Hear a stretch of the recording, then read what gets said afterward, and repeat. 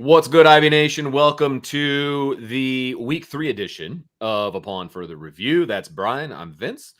And we are here to talk about Notre Dame's decisive 66-7 victory. They did over win, Purdue. right? Like They I did. looked at the message board and Twitter and some gosh. of the people in the chat now. They did win yesterday. I didn't dream that. No, you didn't dream it. Just making sure. It is a Okay, very cool. classic case of you're just never going to make everybody happy. That's very true. That's really all there is to it. True. I mean, Very just some true. negative people.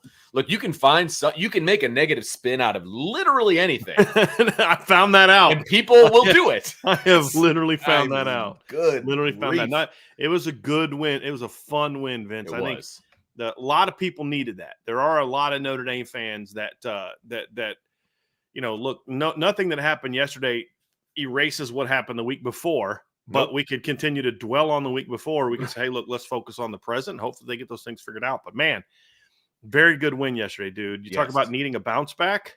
Whew.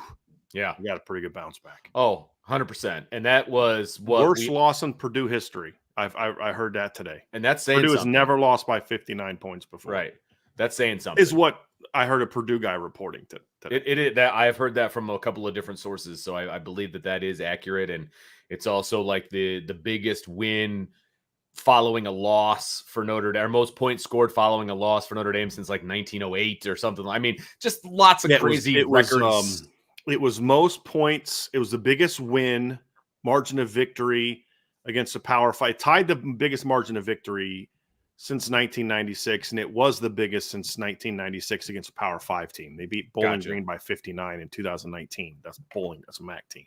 The only MAC team that Notre Dame has actually had an easy time with in the last 10 years. That's fair. But and then it was their biggest. I think someone on the board today posted that the broadcast said it was their biggest margin of victory on the road since 1973.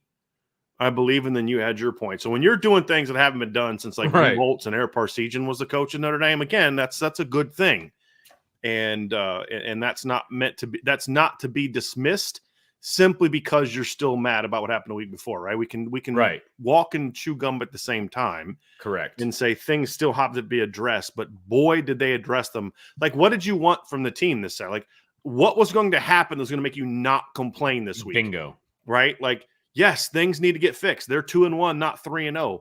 But this was the answer that we hoped we would see from Notre Dame. Mm-hmm. How would a team that played with no heart, no pride in 1 week respond? And we got a great answer. Responded and incredibly perfect. Yeah. Like if you were okay, so Riley Leonard's got to go 19 for 19 for 497 yards. Mm-hmm. The defense can't allow a first down the entire game, or we're going to be mad.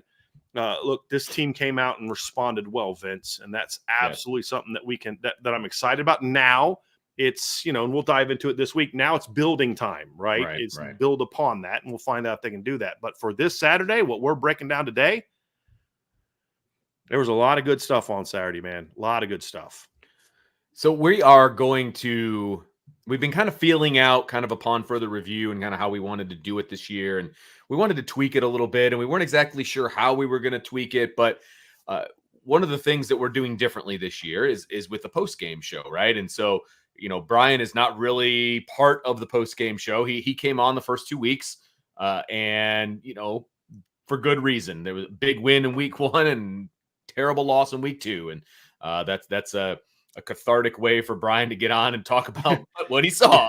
Well, you know what else helped too, Vince, is I actually got to listen to your guys' show while I was in the press box, and I was like just dominating the chat, like banned, muted, deleted. Right. Because I was shocked at how many, like I knew there'd be some, and to a degree there should still be some. Like I had this reaction on Saturday, Vince. It was, okay, boy, I would have just liked a little bit of this last weekend. Sure. And we're having a different conversation. That's a totally fair response to what we saw on Saturday. But you should be able to do that and still enjoy what you saw. Right. And people say, well, are we not asked the things that need to get better? Of course you can. But if that's all you're focusing on, then yeah, that's kind of a little bit of a, maybe you have a perspective problem. But listening to the show, the big reason for it, Vince, was I thought you guys did a great job. Like my dad told me last week, you guys did a great job, but which just meant a lot because my dad's normally doesn't like shows that I'm not on. I mean, that's what I mean. But he said you guys did a great. He's like, telling me Vince made this point, Ryan made this point, Sean made this point, Trevor made this point. But listen to you guys talk. It was very good, very, very good. So I was like, you know what? I think I'm good. Yeah. I stayed in the press box. I finished my articles. I drove home. I relaxed. Right. A little bummed, you guys. I mean, only went 3 hours. If you guys could have waited another hour and a half, I could have got on, for super chats. I know, right? So it was definitely it was good to not be on there. So now we can focus on the upon further review being where I give a lot of my thoughts. Correct. And so that is kind of what we're going to do from here on out. So Brian is not going to be making appearances on the post-game show pending something crazy happening in a game that he wants to talk about, obviously. But from here on out, you're going to get your first opportunity to hear Brian's verbal thoughts upon further review. And, obviously he puts out his observations and everything in written form and all of that. But, there's nothing like the podcast form and the YouTube live form and all of that. And so upon further review is going to be Brian, your opportunity to talk to everybody about what you saw and your thoughts about the game and all of these different things. And that's how we are going to kick off every upon further review moving forward. Is going to be, Brian's thoughts on the game and talk offense, defense, special teams, whatever happens to go through the noggin is coming out in the first segment of Upon Further Review. So that is how we are going to shape the Upon Further Review show from here on out. And so let's kick it off, Brian. Again, you didn't have a chance to speak your mind last night. And so here is your opportunity to talk about Notre Dame's win over Purdue. So obviously I'll share my thoughts now in just kind of a somewhat of a quick format. And then we'll do our keys to victory breakdown and then kind of give some overviews and talk about some key moments. But really the big thing, Vince, was we needed to see how this team was going to respond. Like nothing that happened on Saturday, nothing was going to eliminate the prior week, because you could win 755 to nothing and your record was still going to be 2-1, right? There was no margin of victory that says, okay, we're going to retroactively add 3 points from this week. You scored enough that we're going to retroactively add 3 points from this week to last week's game. You're still 2-1. And so you can't fix that. But what you can say is, but how do you respond? Mm-hmm. How do you respond to what's going on? You're going on the road. You're playing a Big Ten team. It was hotter, I felt, just being there. I was hotter yesterday than I was in College Station. And it was 3:30 kickoff. I mean, the sun was beating down because, remember by the time the A&M game kicked off, the sun was kind of not really beaming on it. I mean, yesterday, Vince, for the first full quarter, I mean, the sun was beaming onto the stadium. Yes. Or onto the field. And I'm thinking, how is this team going to prepare? It was hot. And how are they going to handle this opponent? Are they going to, and when a week like this happens, you hear all types of stuff from quote unquote sources, or people reach out because they heard from somebody who heard something. I had people say, oh, it was a great week of practice. And other people say, oh, it was a terrible week of practice. You just never know how a team is going to respond. And as I've said a bunch of times, just because you had a good week of practice doesn't mean you're going to play well in a game. And just because you have a bad week of practice means you're going to play. I still remember Dabo Swinney coming in here in 2022 after the game. He was like, we had a great week of practice. I mean, they just kicked our butts, when Notre Dame beat them by 3 touchdowns in 2022. So you really don't know. And as a coach, you've seen it a million times, right? Yes. You have a terrible week of practice, and all of a sudden, for whatever reason, the light goes on. The light switch gets turned on the game day, and it's like, okay. Vince, I've joked about this. There's weeks where we couldn't complete passes on RVA. Right. Exactly. And then you get to Saturday and you light your opponent up. And then there's weeks where it's like, I don't know if the ball hit the ground this week. Right. And then you get to Saturday and you can't complete a pass beyond 5 yards. It's just, you never really know. But what you want to know is, okay, what was the energy level? What was the focus like? And we don't know what that was like. But what we do know, however, is that this team came out on Saturday and responded very well. Purdue wins the toss. They defer. Notre Dame starts with the ball, which I was actually kind of happy about, because I wanted to see how this group especially was going to answer. Mm-hmm. And I want to know who's going to be a quarterback, because, we're watching the pregame stuff. And I wrote an article last week saying, if Riley Leonard's shoulder is as bad as we're hearing, they need to sit him and let him rest and heal his body and heal his mind. Come out during pregame. He looked sharper than he was in previous weeks, but not like, oh man, Riley's going to have a day. 3/4 speed. I mean, just typical pregame stuff. You see quarterbacks during pregame, Vince. but he took all the first team reps. You're like, okay, either they're screwing with Purdue or he's going to start. And the way he was getting reps, it was very clear he was going to start. Mm-hmm. So you come out that first quarter and you're like, okay, well, here we go. Let's see how this unit responds, because there was the thing I wanted to see was what kind of pride did the offense have? What kind of fight did the offense have? And then defensively, like, okay, is there finger pointing, or are they going to say, hey, we just got to focus on our job? But I really felt like the offense needed to come out and make a statement, not only to Purdue, but even more importantly, to Notre Dame, to themselves, that, hey, we are pretty good. And then, hey, defense, we're not going to leave you hanging out to dry again this week. And we'll get into more of the fast start. But Vince, it was very early. It was very evident right away that things were going to be different. And just all phases of the game, it was evident right away within the first series or two, and we'll get into some specifics on defense later. It was very clear that this team came to play physically. Now, we didn't know if they were going to execute throughout the game. Yeah, they went down and scored in the first drive offensively. Okay, they did that against Northern Illinois, right? Like, that doesn't tell us a whole lot, you know? I mean, so what are they going to do in drives 2 and 3 and 4 and 5 and 6? But you could see the energy level was there. You could see this was a group of guys that weren't waiting on something bad to happen. There was, didn't have fight. They weren't playing, quote unquote, ticked off to the point where they were playing out of control. You can see that sometimes, Vince. I'm sure everyone that's coached has had those moments where your team's upset about what happened and they come out undisciplined. Their anger turns into a lack of discipline. So you're getting late hit penalties and things like Emotion that. takes over in a bad way. They came out sharp on offense and answered very clearly. But they're also, Vince, the thing that I took away was, and I actually texted somebody about this after the game. I said, look, that was a vintage Mike Denbrock game plan. It's like, that's what we were like, okay, that's the guy that you expected to see based on what he was at LSU, based on what he did at Cincinnati, based on what he did at Notre Dame. And it's just, I wanted to see, would he make the changes necessary to get this offense going? And we did. And I know we're going to dive into some specifics about it, so I won't dive too much into that, Vince. But you just saw an offensive coordinator that said, hey, I'm taking this game on me. I didn't put my guys in position to be successful. And we're going to change that. And we're going to come out early and do things to get this offense rolling, to build some confidence. And they did that. And they came out and played well. And I think that we saw some mental toughness from the offensive players. We saw some mental toughness from Riley Leonard, because that kid took an emotional and mental beating last week on Saturday. And I don't know if that was as hard as the beating he took Sunday to Friday from the fan base.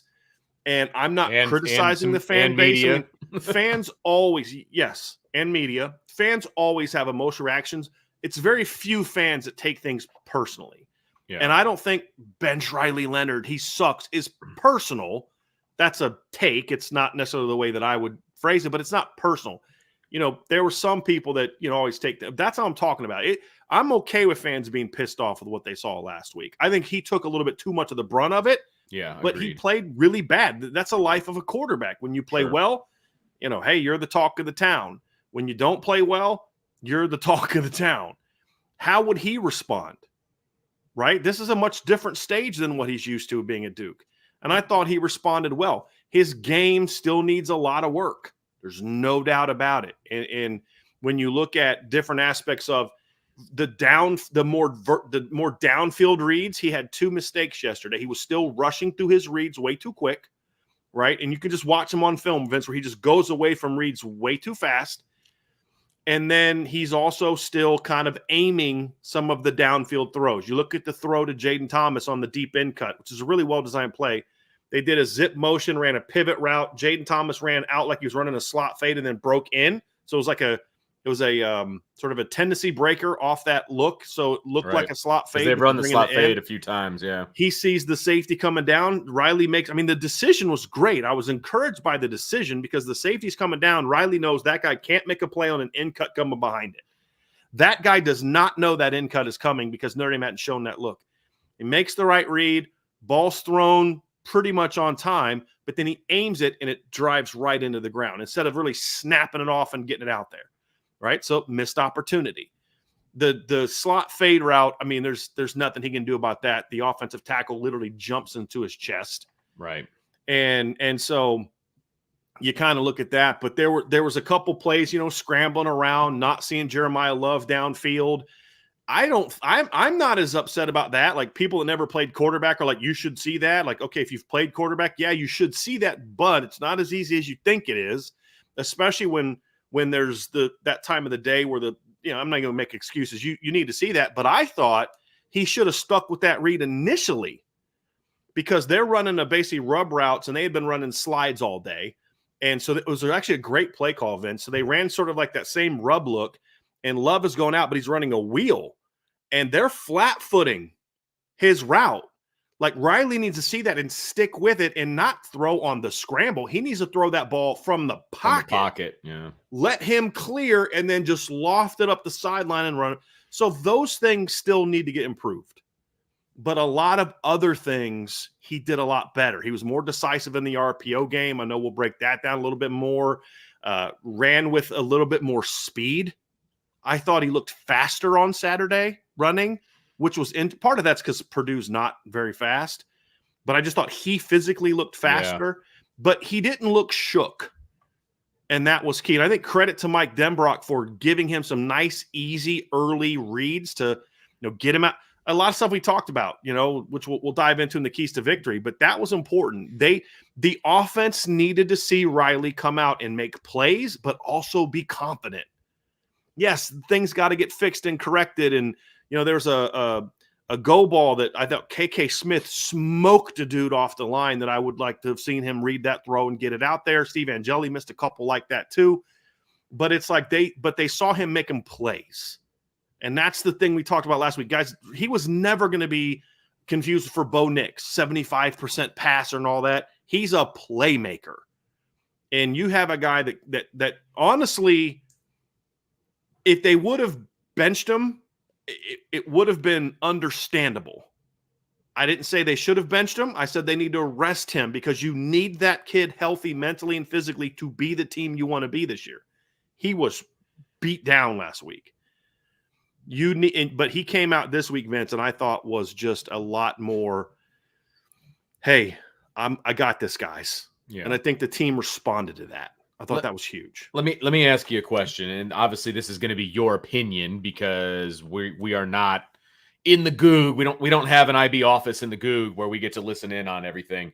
But what do you think changed from a Mike Denbrock situation, right? From his perspective? We saw some Mike Denbrock-ish type stuff in week 1, and then I feel like we saw nothing in week 2, to then it was like, yes, this is a Mike Denbrock offense in week 3. Your speculation on what changed and allowed Mike Denbrock to then, in week 3, like, hey, this is who Riley Leonard is, this is what we need to do, et cetera, et cetera, et cetera. I mean, it was like a completely different called offense in week 3 than it was in week 1 and week 2. Number one, I'm going to respond to something in the chat. My guy Troy said, I think they should have benched him last week. They would have won. I don't think they should have benched him last week. I think they should have pulled him because he was clearly injured. There's a difference. And I do think if they would have pulled him and put in another quarterback, they might have won last week. I do think that, which is why it was even more important that Riley bounced back this week. And to your point, it was imperative that Mike Denbrock do things to get him going. And by doing so, Vince, it was stop, this is our offense, and we're trying to transition Riley into our offense. Right. This was a game plan where Mike Denbrock said, this is what 13 can do, and this is what he's not great at. Right now, this is what he's comfortable with. Right. And so what did we see? Things that we talked about on Thursday and Tuesday last week, and I talked about on Wednesday. Move the pocket. Right? That was something we did not see a lot of in the previous game. Move the pocket. This is a kid that is not just does not need to be sitting back and just throwing everything from the pocket. I'd still like to see a little bit more play action, but we did see some play action on Saturday. That was good. They did things where they kind of got the RPO game going. Part of it also was you see the motions, the shifts, the movement, the read zones, things like that. But part of it too, Vince, was when you look at Riley's performance on Saturday, part of it too was just he played better. Like, oh yeah, the one thing he'd been struggling with, his decision making in the RPO game the first 2 weeks was not good. We talked about it after the Texas A&M game, and of course we talked about it last week. He did a much better job of making decisions in the RPO game, but I thought they did some things to kind of have Purdue on their heels. So we saw a lot of different motions. They would motion like one particular play. They with to Riley, they motioned Jeremiah Love out. Mm-hmm. This is after the touchdown. They motioned Jeremiah Love out of the backfield and then ran quarterback counter. So it opens up the box. It gets Purdue out of their heavy box and gets you a body on a body, and Riley goes out and makes a play. So they were doing more things to create space for him. And then that was also part of the offensive game plan, to get guys in space more, which they weren't doing in the past. They did more levels concepts. They were doing post-snap switch stuff, Vince, which, we wanted to see more of. Some of the third down throws, there was great intentionality behind what they were doing, using motion to get guys free, using motion to get guys into matchups. We'll talk about the 3rd and 6 conversion to Mitchell Evans, not the second where he made the catch and run on 3rd and long, but the 3rd and 6 to set up, I think, their second touchdown, about how schematically that was a good place to be. So we'll get into some of those things, but it really came down to Mike Denbrock did two things. And it wasn't just about Riley Leonard. It was also, I need to make sure 4 and 24 are getting the football more.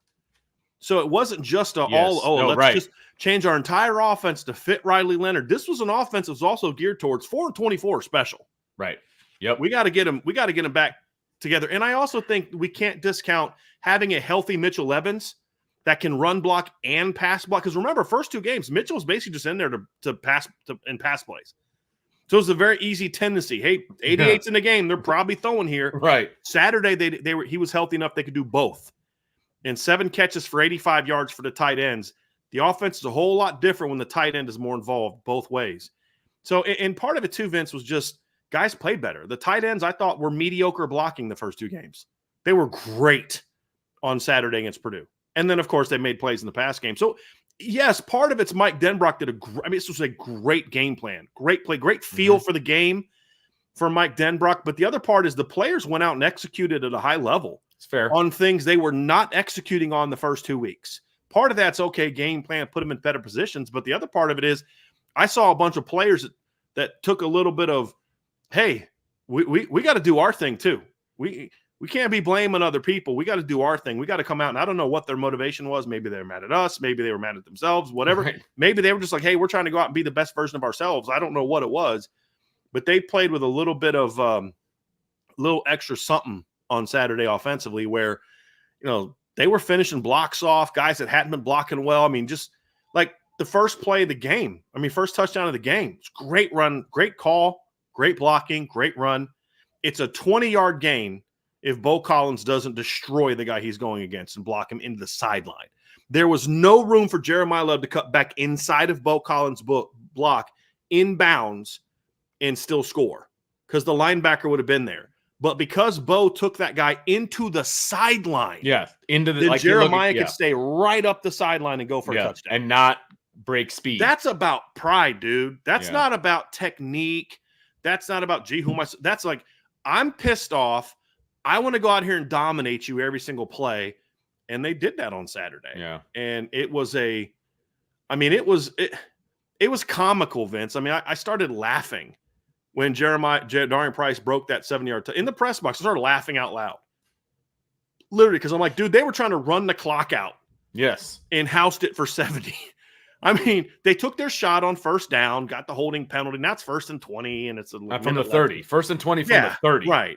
And you're like, okay, let's just run it and get out of here. And I have no problem with that, by the way. There was like 16 they seconds took their shot on something. first down, exactly, and then see him house it, and you're just like, this team is serious today, and they're very talented, and that's the final takeaway, Vince. And then just defensively, real quick, there's not a lot to talk about defensively, except 2 things. No, the defense showed heart. They did not play the way they needed to on Saturday. They played like they were frustrated with themselves, not offense. They looked like they were frustrated themselves, and they took it out on Purdue. Like that, they were play with a chip on their shoulder. And then the final takeaway for me, there were some young defensive linemen that stepped up that they need to step up. But I'm just sitting there watching the fourth quarter, and I'm saying, when this group of players are dominating the two deep, this team is going to be sick on defense because there's so much athleticism and talent in the freshman and sophomore class. And that was on display in the first half too. Christian Gray, Bubakar, Adon Schuler, Drake Bowen, Kingston. But then in the second half, when it's just them, you're like, when these kids figure it out technically, schematically, boy, this team is going to be scary good on defense. And, I mean, if you think about it, there were some veterans that made plays on Saturday, no doubt, but there was a lot of freshmen and sophomores balling on Saturday on both sides of the ball, Vince. Yes. Yeah. No, there's no doubt about it. And that was the fun part of the second half, was just watching these young guys just play with reckless abandon. And I mean that in the most positive way possible, is they were just playing. Like, they were just out there playing. And it was within the defense, and it was, Al Golden still calling the defense the way he was calling it in the first half, even though it was a bunch of guys that haven't really played together on the football field in a meaningless game or in a meaningful game, right? I shouldn't say meaningful game. I should say in a game, period. These guys haven't played together, right? And so now they're getting that opportunity. Al Golden is calling the game the way he normally does, and these guys are just, they're playing. And it was really fun to watch. So I completely agree with you there. Both sides of the ball, Vince, played. They were designed to fit who they are, not who the coaches want them to be. Yes. And when that game plan was that, you saw the talent take over. Right. And, kudos to Mike Denbrock for quickly recognizing that. Because what's funny is I was kind of upset about it. And a buddy of mine made the point. He goes, I don't know this, but just for argument's sake, do you think part of that's on Riley? So, well, what do you mean on Riley? Like, how's Riley? And he's like, no, think about it. Don't you think that was part of the conversation to decide to come to Notre Dame, was you wanted to be more of a pro style? I said, I don't know that for a fact, but I know that's what a lot of these guys do this. That's why Sam came. We know that. Right. And so it's like, yeah, that's a good point. And so Denbrock was just like, okay, we're not going to do that. We're going to coach her about who you are, not who we or you or whoever wants you to be. Right. And I said this, look, what we saw Saturday from Notre Dame is not good enough. If you repeat that from now to the rest, this is exactly who you are. Yep. I don't think it's good enough to compete for a championship. Although I had people tell me you can't beat Georgia that way. I said, well, you could have beat yesterday's version of Georgia easily. Yes. The way you played. But Georgia didn't play well. But Georgia's not going to be that in December. Correct. Like, when it's playoff time, you're going to get the best version of Georgia. Right. But here's what I do know. It's good enough to beat everyone else on their schedule. Now the key is, okay, you have the floor. You can never go beneath this. And I'm not talking 66-7. I'm talking about the principles behind it. Game playing around who you are, playing hard, being disciplined, those type of things. Some weeks it's going to look like this, and some weeks it's going to be a 14-point victory. Some weeks you may only win by a touchdown, but you're going to beat whoever you play from here on out. In order to get to the next level, there are things that have to get built upon in every phase of the game, and that's going to be the next step for Notre Dame. This is a great foundation-laying victory because of the things we talked about. Now it's like, okay, let's build on it. That's going to be the next key. Right.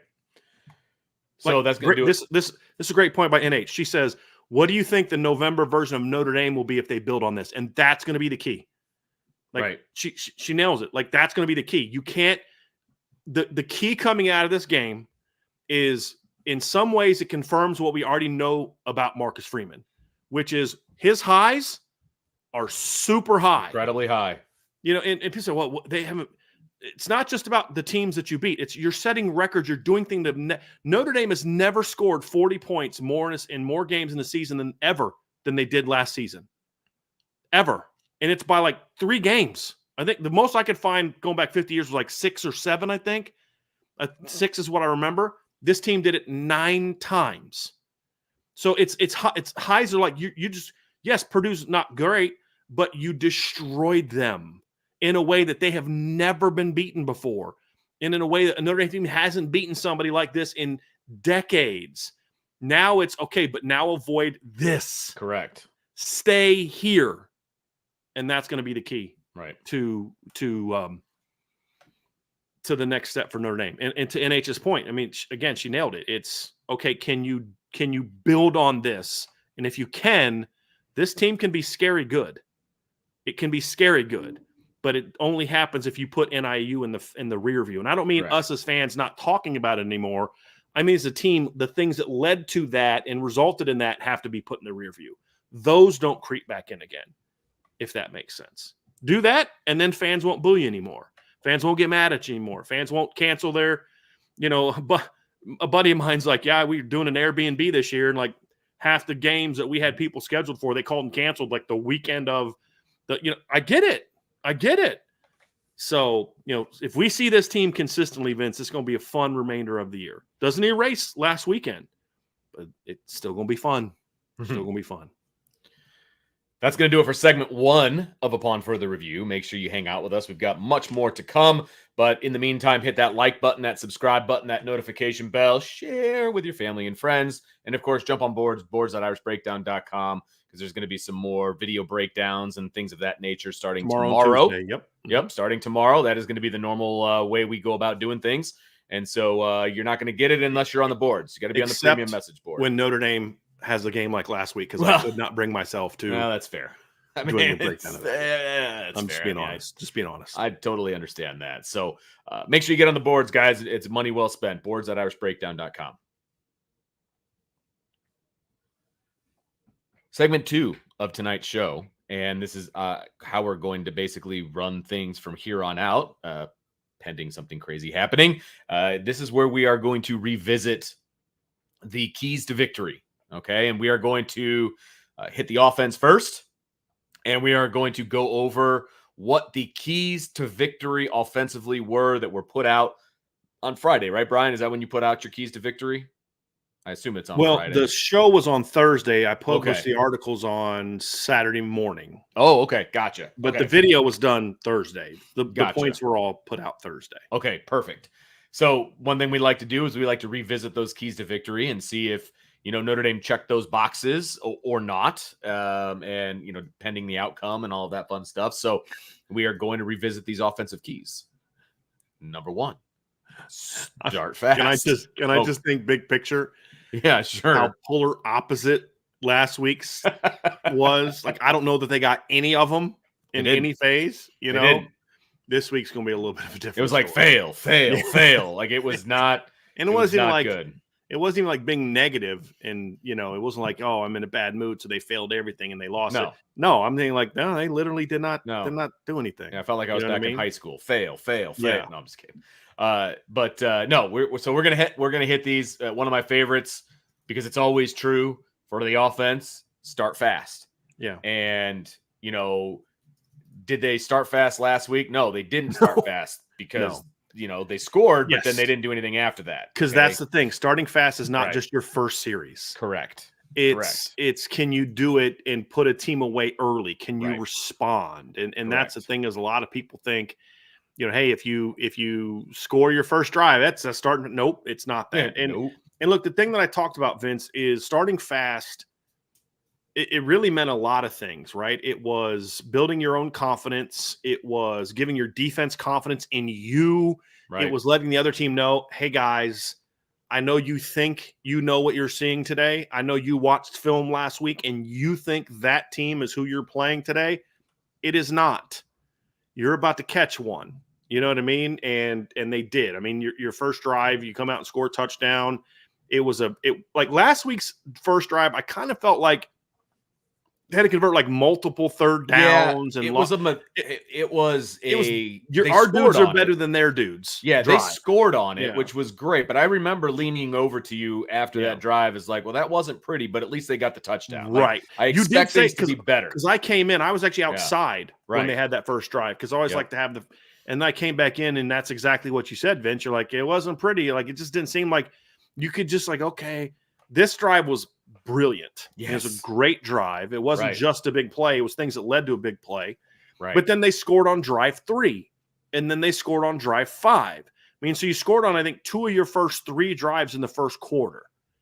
And so right like that, first quarter's over, you're up 14-0. And like, we're going to talk a lot about how the defense kind of put Purdue away. What helped with that is, hey guys, our offense came to play today. Right. Now, let's do this thing. And so it really served both purposes, Vince. You had to build confidence in yourself. And there was also about giving your defense confidence and then letting Purdue know, sorry, fellas. Right. It's one of my favorite scenes from a movie, Vince, is that scene from Harlem Nights, where Jack Johnson says, don't take this whipping personally. Because he had a really bad stutter in the movie. It's great scene, by the way. That's what, hey, don't take this personally, but you're about to catch one today. Right. And the offense set the tone with not just a score, but how they scored, which is, guys, they came out on the attack. They were pushing the tempo. They were moving all around. Everything they did motion-wise had purpose. It wasn't just, let me go motioning here. It was like, I think it was first play, Vince. Let me pull it up. I think first play of the game. They line up in Trey right wing, so like tight end in a wing, slot outside. They immediately hard shift the tight end over, and then bring a fast jet motion to Jaden Harrison and get him the ball. And it's like, okay, they're moving a little bit more tempo today. And then you come out the next drive or next play, and you get a zipper motion that the way they did it, you bring Bo Collins in a really fast zipper motion. Zipper is in and out, and it gets him leverage to where he runs the slide, and they completely out leverage the defense. Easy completion for Riley Leonard, right? It was everything about that first drive was, okay, this is a different deal than what we saw. Third play, you motion Jeremiah Love out of the backfield. They're going to react to that, and then boom, quarterback counter right up inside of him for a 13-yard gain. There was intentionality, but the players were playing with purpose and fire. And again, it wasn't perfect. They didn't get points on the second drive. Like you would say, hey, how can you be better? Don't have drives that you don't score. And there were two of those. I mean, they only had 2 drives in the first half. They didn't score a touchdown out of 7. But yeah, okay, you want to be better? Go 7 for 7. I mean, there's always room to get better. Sure. And those are things that you're going to look at, Vince. But overall, I mean, you started fast. Right. You came out and started fast. You got scores on 2 of your first 4 drives. You scored on 3 of your first 5. And so, yeah, they put the game away late, but like those 3 touchdowns early helped put this game away to where the defense could then feast on the Purdue offense. And once Purdue got out of, hey, you can't be balanced anymore, they had no chance. Right. No chance. But so succeeded, I would say. Oh, check. Yeah. Check plus on that, Vince. Well, and the one little nugget I wanted to add also was, you mentioned last week and how Notre Dame went down and scored in the first drive. The difference was then Northern Illinois went down and scored a touchdown on a big play, right, in their first drive against the defense. Mm-hmm. And I felt like that didn't necessarily rattle the defense, but I felt like it rattled the offense. Yeah. Okay. And so I want to give an assist to the defense on this because Purdue came out in their first drive, and you and I kind of talked about this, right? It first down, stuff them, got nothing on the run play. Kaiser stuffs them, right? And so does Batelho. It was kind of a combo deal. And then second down, they run that slant. Benjamin Morrison looks terrible. They get another first down, and I'm like, here we go, second down and long. That was such a terrible down for the defense last week. And I was like, here we go again. I remember thinking that, like, it's the second down and long. They convert a first down. Oh, boy. Then they go 3 and out after that. Right. And they force a punt and get the ball back to the offense. Right. So I felt like they took away that shell shock opportunity for the offense for the defense. And dang it, man. We went down and scored. Yeah. But it really was the fast start. They certainly thrived in that regard. Yes. No doubt about it. Second key to success, to victory for the offense was be multiple. And of course, what you mean by that is pre-snap motion, multiple personnel, groupings and things of that nature, right? And you had a great stat in your first half Thanks for analysis. using that, by the way, yesterday. I appreciated that. You know, the boss gives me a stat, I'm going to use it. But you had a great stat, right? Do you have it in front of you, or do you want me to look it up? Because I've got it right here. It was off the top of my head. Okay. They ran 11 personnel. I think it was 20 some times in the first half, and they had 13 passes, times. 11 runs. The other way. 11 passes, 13 runs. Yep. They ran 12 personnel 14 times, 7 Yep. runs, 7 passes. They ran 3 snaps of 21 or 22 personnel, 2 passes and 1 run. Yep. So not only did you have, 11 personnel has dominated the reps. Yes. And it was the primary usage here, but you still had, Vince, 17 snaps of non-11 personnel, which is a much bigger balance. Correct. And then how they used even 11 personnel, there was more bunch, wide bunch, tight bunch. There was just a lot more to it, more stacking. You know, you saw little zip motions, like the play that should have been a touchdown to Bo Collins. He's outside, or no, Jaden Harrison's outside. Bo's in the slot. Jaden Harrison comes in and motions down to get a stack look. And that post-snap switch where Bo goes a slot fade and Jaden runs a pivot route outside, and all of a sudden, both DBs come running down on Jaden Harrison, and Bo Collins runs right by him. That doesn't happen if you just line up in twins and run a slot fade, right? Like stuff like that we weren't seeing. And so, like, this is what I wrote in the Keys to Victory. I said Notre Dame was very stagnant in the loss to Northern Illinois. The looks were basic. The pre-snap movement didn't do anything to put Northern Illinois in bad spots, and it did nothing to put Notre Dame receivers in favorable matchups. Completely opposite this week. I said I want to see Mike Denbrock mix things up. That means mixing up personnel, check. Mixing up the tempo, check. Mixing up the launch points. That means where the quarterback throws it from, check. You had sprint outs, you had bootlegs, you had play action, you had quick game, you had RPO game. You didn't always know where the quarterback was going to be in this game, as like you had in the past. You know, so check there. Use motion to put Purdue in binds, and then be more creative with how he gets his top players the ball. Check and check. I mean, he literally did everything that I hoped he would do on Saturday. I mean, literally, I just read you what I said, Vince, and it was check, check, check, check, check. And we saw the result. And it was pretty. It was pretty. Well, and didn't he pretty much do with the personnel changes and with the motions and the shifts and those kinds of different things, he kept Purdue's defense, you know, off kilter, which is exactly what NIU did the week before. And we were like, why can they do it and Notre Dame can't do it? And then Notre Dame comes back this week and they do it. Yep. Right. And I hate to keep hearkening back to last week. It's not the point that I'm trying to make, but the offense wasn't very creative last week, and it wasn't executed very well with what they were even calling. So I mean, it was a double-edged sword. Very stagnant, very slow. There was no sense of urgency. Exactly. When your game plan shows no urgency, your players will play with no urgency. Yeah, right. I'm not the smartest guy in the world, but I mean, it's true though. I kind of know that one. Yeah, no, it's definitely true. So I think we can both agree that is a big check mark for Notre Dame. I mean, in the B multiple. When I grade, Vince, I kind of grade things like there's a plus, there's a check, and it's basically just you kind of did your job, right? Is a check, and then there's minuses. Like this one was a plus. Right. I don't do plus for the start fast because again, they scored on their first 5 drives, they scored 3 times. That was important. That was a fast start. They didn't get a plus because they also had 2 punts in there, including one that was on the 3 and out. So that was a check. You did your job. You did a fast start. Could have been better. I don't know how much better this part could have been. Right. And so this is a plus. This isn't just a check. This is a plus for me. Agreed. And very, very impressive stuff. Yeah, absolutely. And no, Gideon, I love this. Mike Denbrock listens to the Irish Breakdown podcast. Clip it. Somebody else on the board also said, like, now we know why you didn't have your Friday show. You were meeting with Denbrock and Freeman. As much as I would love to claim that, I did not meet with them. And I can assure you that this is the thing, though. It's like, I know the people are being funny. No one actually thinks that. But the point is, this is the reason we said I want to, like, it would be stupid of me to sit up here and say, I want to see Mike Denbrock do something that he's never shown in past years that he's done. Right. You're just wishing he was somebody else, basically. Right, yeah. Right. But to say, okay, these are my keys to victory. Well, yeah, but you're asking him to be keys to victory, be things like that they don't do. Right. You know?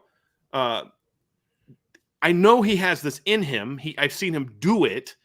So it was really good to see Coach Denbrock come out and I mean, he kind of coached a little pissed off, if I'm going to be honest with you. Absolutely. And I'm okay with that, because when Mike Denbrock gets a little pissed off, I'm a big fan of that. Yeah, no, because he's a fan of that. He pretty much lives his life in pissed off. And when he actually gets pissed off, it's great. Wise. Yeah, no, that's what I meant. Like, he's actually a really fun, like, laid back kind of guy. Yeah. Like, I've told the story a million times. He's got a lot of swagger. Like, he was ribbing my kid about pickleball. Like, the two of them, like, facing off in pickleball one time. Like, he's a great guy off the field, but he's very intense. Yes. When he's coaching. And very confident. Yes. And I love that. But when he takes it to that next level where he's kind of ticked off, exactly. It's like, ugh. Right. It's not going to go well for you guys. 100%. It's not going to go well for you guys. But that whole nameless, faceless opponent kind of a situation. That's not who Mike Denbrock is. Yeah, it's not who Mike Denbrock. And, you know what I mean. And that's not when Marcus Freeman's at his best. Like, don't think like here's what also we didn't talk about, Vince. Here's also why yesterday was really bad for Purdue. They fired Marcus Freeman. Marcus Freeman got fired from Purdue. Remember, he was their deacon. They fired the whole staff. So not only did you get a pissed off version of Notre Dame because of what happened last week, you got a head coach who has a little something extra for you. Not good enough for Purdue. Yeah. That didn't go well for them. Okay, next one. No. Yeah, next one. So third key to victory offensively was be physical up front. And Notre Dame had a hard time with that last week. And this is a really, really good one because they needed to dominate up front, right? I mean, in order to have a good running game, and pass game for that matter, you need to be dominant up front with your line. And I think Notre Dame's offensive line definitely came to play in the run game. That's for sure. Yeah. I want to read these events because I think it actually adds context to what we saw. Okay. So be physical up front. Notre Dame is facing a big and veteran defense, Purdue defense that bases itself out of a 3-4 look, which they did. Purdue is going to focus on shutting down the run game with big physical bodies. The guards and centers will be especially tested, and they'll need to be on top of their game. I don't need to see Notre Dame offensive line dominate Purdue, although that would obviously be ideal. I wrote that. All we need to see is that this unit is playing smart football, but more importantly, they're playing physical football. If they're physical and play hard and get a body on a body, the Irish have the playmakers on offense to gash Purdue. That's exactly what happened. I mean, I actually would argue they didn't dominate Purdue's front seven, but they leaned more towards dominate than they did just getting a body on a body. Mm-hmm. You know what I mean? Like, there were some snaps where it's like, I thought Emil Wagner had his best game so far. I mean, it's 3 starts, but like up 3, he was moving people at times. I thought Billy was even better than he had been. And obviously then he got hurt. I thought Anthony Knapp, major struggles in the pass game. Hit that one hold on a play, on a run play, but outside of a couple snaps here and there that they all have, I mean, he was pushing Purdue guys around. There's a couple guys I saw Anthony Knapp drive off the ball where they actually outweighed him, and he drove him off the ball. Like, he was really good in the run game, and him, like you saw, Vince, you said this to me, I think before the show started. I think it was you that said this. So many phone calls. If it was good, it was definitely me. It was definitely you. Yeah. This is why Notre Dame said Sam Pendleton and Anthony Knapp won starting jobs. That was me. He's like, that was. No, it actually was me. It was actually me. But, like, a little surprised. You saw that Saturday. Right. Like, this is why they started, because they felt they gave them the best chance to get movement in the run game. Right. And then you saw Ashton Craig go down. You saw Billy Schroth go down. Actually, it was the reverse order, and they still ran the football. Yes. Because the line fought. They weren't perfect by any stretch. There's things to clean up. But when you fight and you get a body on a body, you guys saw what happens with these playmakers. I mean, literally, Jeremiah Love has now had 2 long runs where he's literally just made a guy with a clear angle on him miss in space.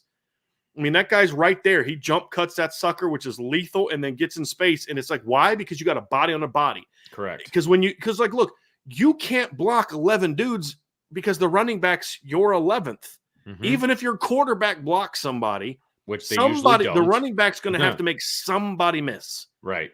And but when you are making guys miss and then you're not getting a body on a body and then people are flying to the football, that jump cut happens and it's a 2-yard gain. Right. But here, because they were physical and they were getting a body on a body, when Jeremiah Love makes that bounce, there's nobody else there. Yeah. When Jadarian Price makes that first guy miss, nobody there. And then they get to go do the rest. Because that's the kind of play. And the same thing with Riley Leonard, a quarterback. If you can get Leonard and Price and Love into space. There aren't a lot of teams that can stop this defense. There aren't. And we've talked about this. Purdue had a lot of guys coming back from their defense last year. And their run defense in the end of last season was pretty good. And Notre Dame made them look like they were trash. Absolute trash on Saturday. I mean, again, I talked about it. In the last 4 games of the year, Purdue gave up 110, 115, 99, and 133 yards. And they played Michigan, Minnesota, Northwestern Indiana. So not like sisters of the poor. And they had one game last year they gave up over 200 yards. That was against Syracuse. The year before that, the most they'd given up was 225. Year before that, 281. Year before that, 195. Last time they gave up this many yards was back in 2019, where they gave up over 400 yards to Wisconsin. Like, Notre Dame made them look foolish on Saturday, Vince. Absolutely foolish. And by the way, Wisconsin that day ran 55 times. Notre Dame ran the ball 44 times on Saturday. They averaged 8.2 yards per carry. And it was a lot of it's because the offensive line did their job, but they were physical. Mm-hmm. Right? Like, isn't that the question mark we had about Joe Rudolph's O-lines, and it kind of would vary week to week? Last week, I didn't think they played well, but I thought they played hard. You know, like, I didn't think the offensive line had the same soft mentality we saw from a lot of other position groups. I thought they battled. I just didn't think they played well. But this week especially, they came out and played really hard, and the results were what they were. Well, and you know, to your point on, you know, the rush yards and all of that. I mean, look, all you need to do is look at the first half where they had 278 rush yards, 24 carries, 11.6 yards a carry. I mean, I hate when people do this. Well, if you take somebody was, I know, right? If you take away the one long run, blah, blah, blah. Okay, cool. You take away the 70-yard touchdown that was not a typical run. It was like late. Okay, cool. They had 208 rush yards in the first half. Right. Over 200 yards in the first half. Still, if you take away a 70-yard touchdown, then, you know, it's pretty good work. Yeah. No, I would say that, yes, they definitely played physical. So check. Actually, yes. I would for this particular thing, because it was just about being physical, not necessarily play clean all the time, I'd give it a plus. I thought they were, I mean, I don't know if this unit can play harder than what they did on Saturday. They can play better, but the point, the key to victory wasn't play a perfect game. It was be physical and then let your playmakers take over. Right. And Notre Dame has plenty of playmakers in order to do that. So, yeah. Fourth key to victory, and I'm curious to see which direction you go with this one. So, fourth key to victory is pass game must get going. You want me to read it? I can read it if you want. Okay. Yeah. Purdue is going to dare Notre Dame to beat them throwing the football. The Boilermakers are naturally geared towards defending the run with their base defense, and they'll ramp things up even more in this game. Notre Dame can't just come out and play ground and pound and think things are fixed, even if they win. They must establish some level of balance. Denbrock needs to get his quarterback, whoever that ends up being, comfortable out of the gate, find concepts that will allow him to get into an early rhythm, work hard to get guys like Chris Mitchell and Jaden Greathouse into an early rhythm, and don't be afraid to use the talented running backs more in the pass game. I mean, we saw all of that. We did. Now, are there things we want to see more of from the pass game? Yes, because what we have learned is throwing the ball effectively only means throwing bombs all game, right? Yes, correct. They need to do a better job throwing the ball down the field. For this game, however, I'm giving this a check, not a plus, but a check, because when you look at what they did, first 2 plays of the game were what? They were throws, although the jet sweep is considered a throw, but that's something that gets Riley Leonard into a rhythm. Next play, they do a sprint out where he completes a pass for a nice, easy 6-yard completion. Collins, yep. And he goes 2 of 2 for 11 yards, and they go down and score a touchdown. He also has a run. Next drive, he goes 0 for 1 and misses a check down to Jadarian Price, which right. I don't know if he could have completed that with the defender there and Jadarian being right. He was trying to just loft it over 5'10". Yeah, Steve missed that same exact play later in the game as well. Then they run, and then on he give double outside pressure. Meal and Anthony both give up a pressure on third down, scramble, you're punting. Come out the next drive.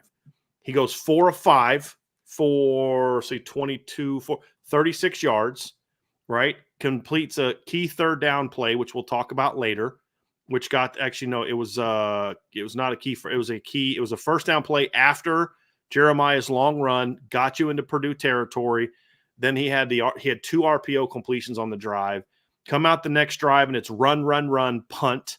And then you come out the next drive, you try to run it again, you go for 1, and then he completes 3 straight passes, including a key 3rd and 6 to move the chains, and then that sets up his touchdown, 34-yard touchdown. At that point in time, Vince, it's 21-0. It's ball game at that point. Oh, yeah, because Purdue had no chance of scoring. Yeah, and then on the last touchdown drive, he completes 2 balls for 42 yards, and including 1 on 3rd down, and then a really nice pivot route on 3rd down. So he actually converted 2 third downs on that last touchdown drive to make it 28-0. So, yeah, it was definitely a step in the right. You got your pass game going. Is it a finished product? Of course not. Receivers need to play better. The routes were telegraphed at times.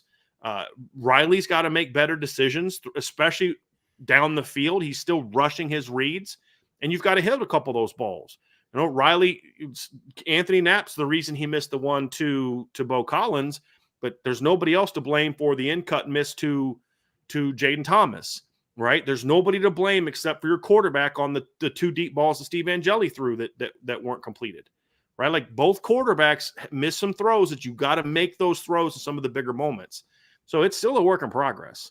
But you're talking about a kid that was on pace for 224 passing yards and 200 rushing yards. Right. I'd say you got because he had 112 yards and 100 passing and 100 yards rushing.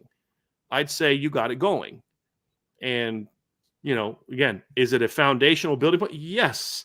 But it was definitely a step in the right direction. 11 of 16 for 112 yards in the first half. That's a 69% completion percentage. Right. Like, we talked a lot in the summer about what we wanted to see from a completion percentage and all that. I mean, if he's pushing 70% completion percentage in that game, which is not something I'm like, oh my God, because you do a lot of short passes. You should be around 69%, but he should have been around that level in last game, and he wasn't.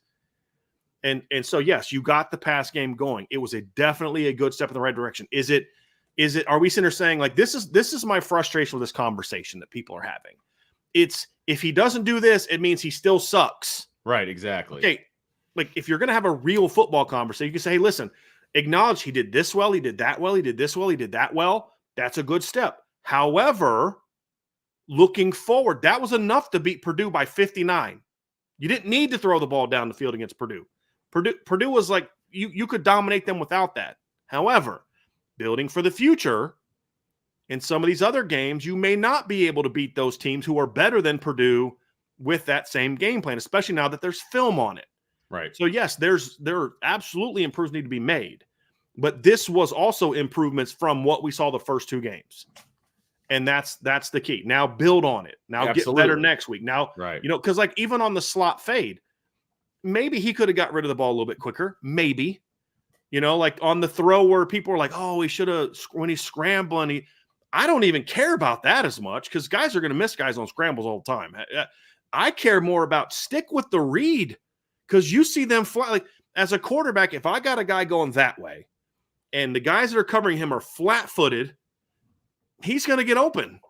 Stick with that and then get that ball downfield before he even gets to the scramble and all that other stuff, right? Because Riley Leonard's type of quarterback, when he scrambles, he's more often than not going to run.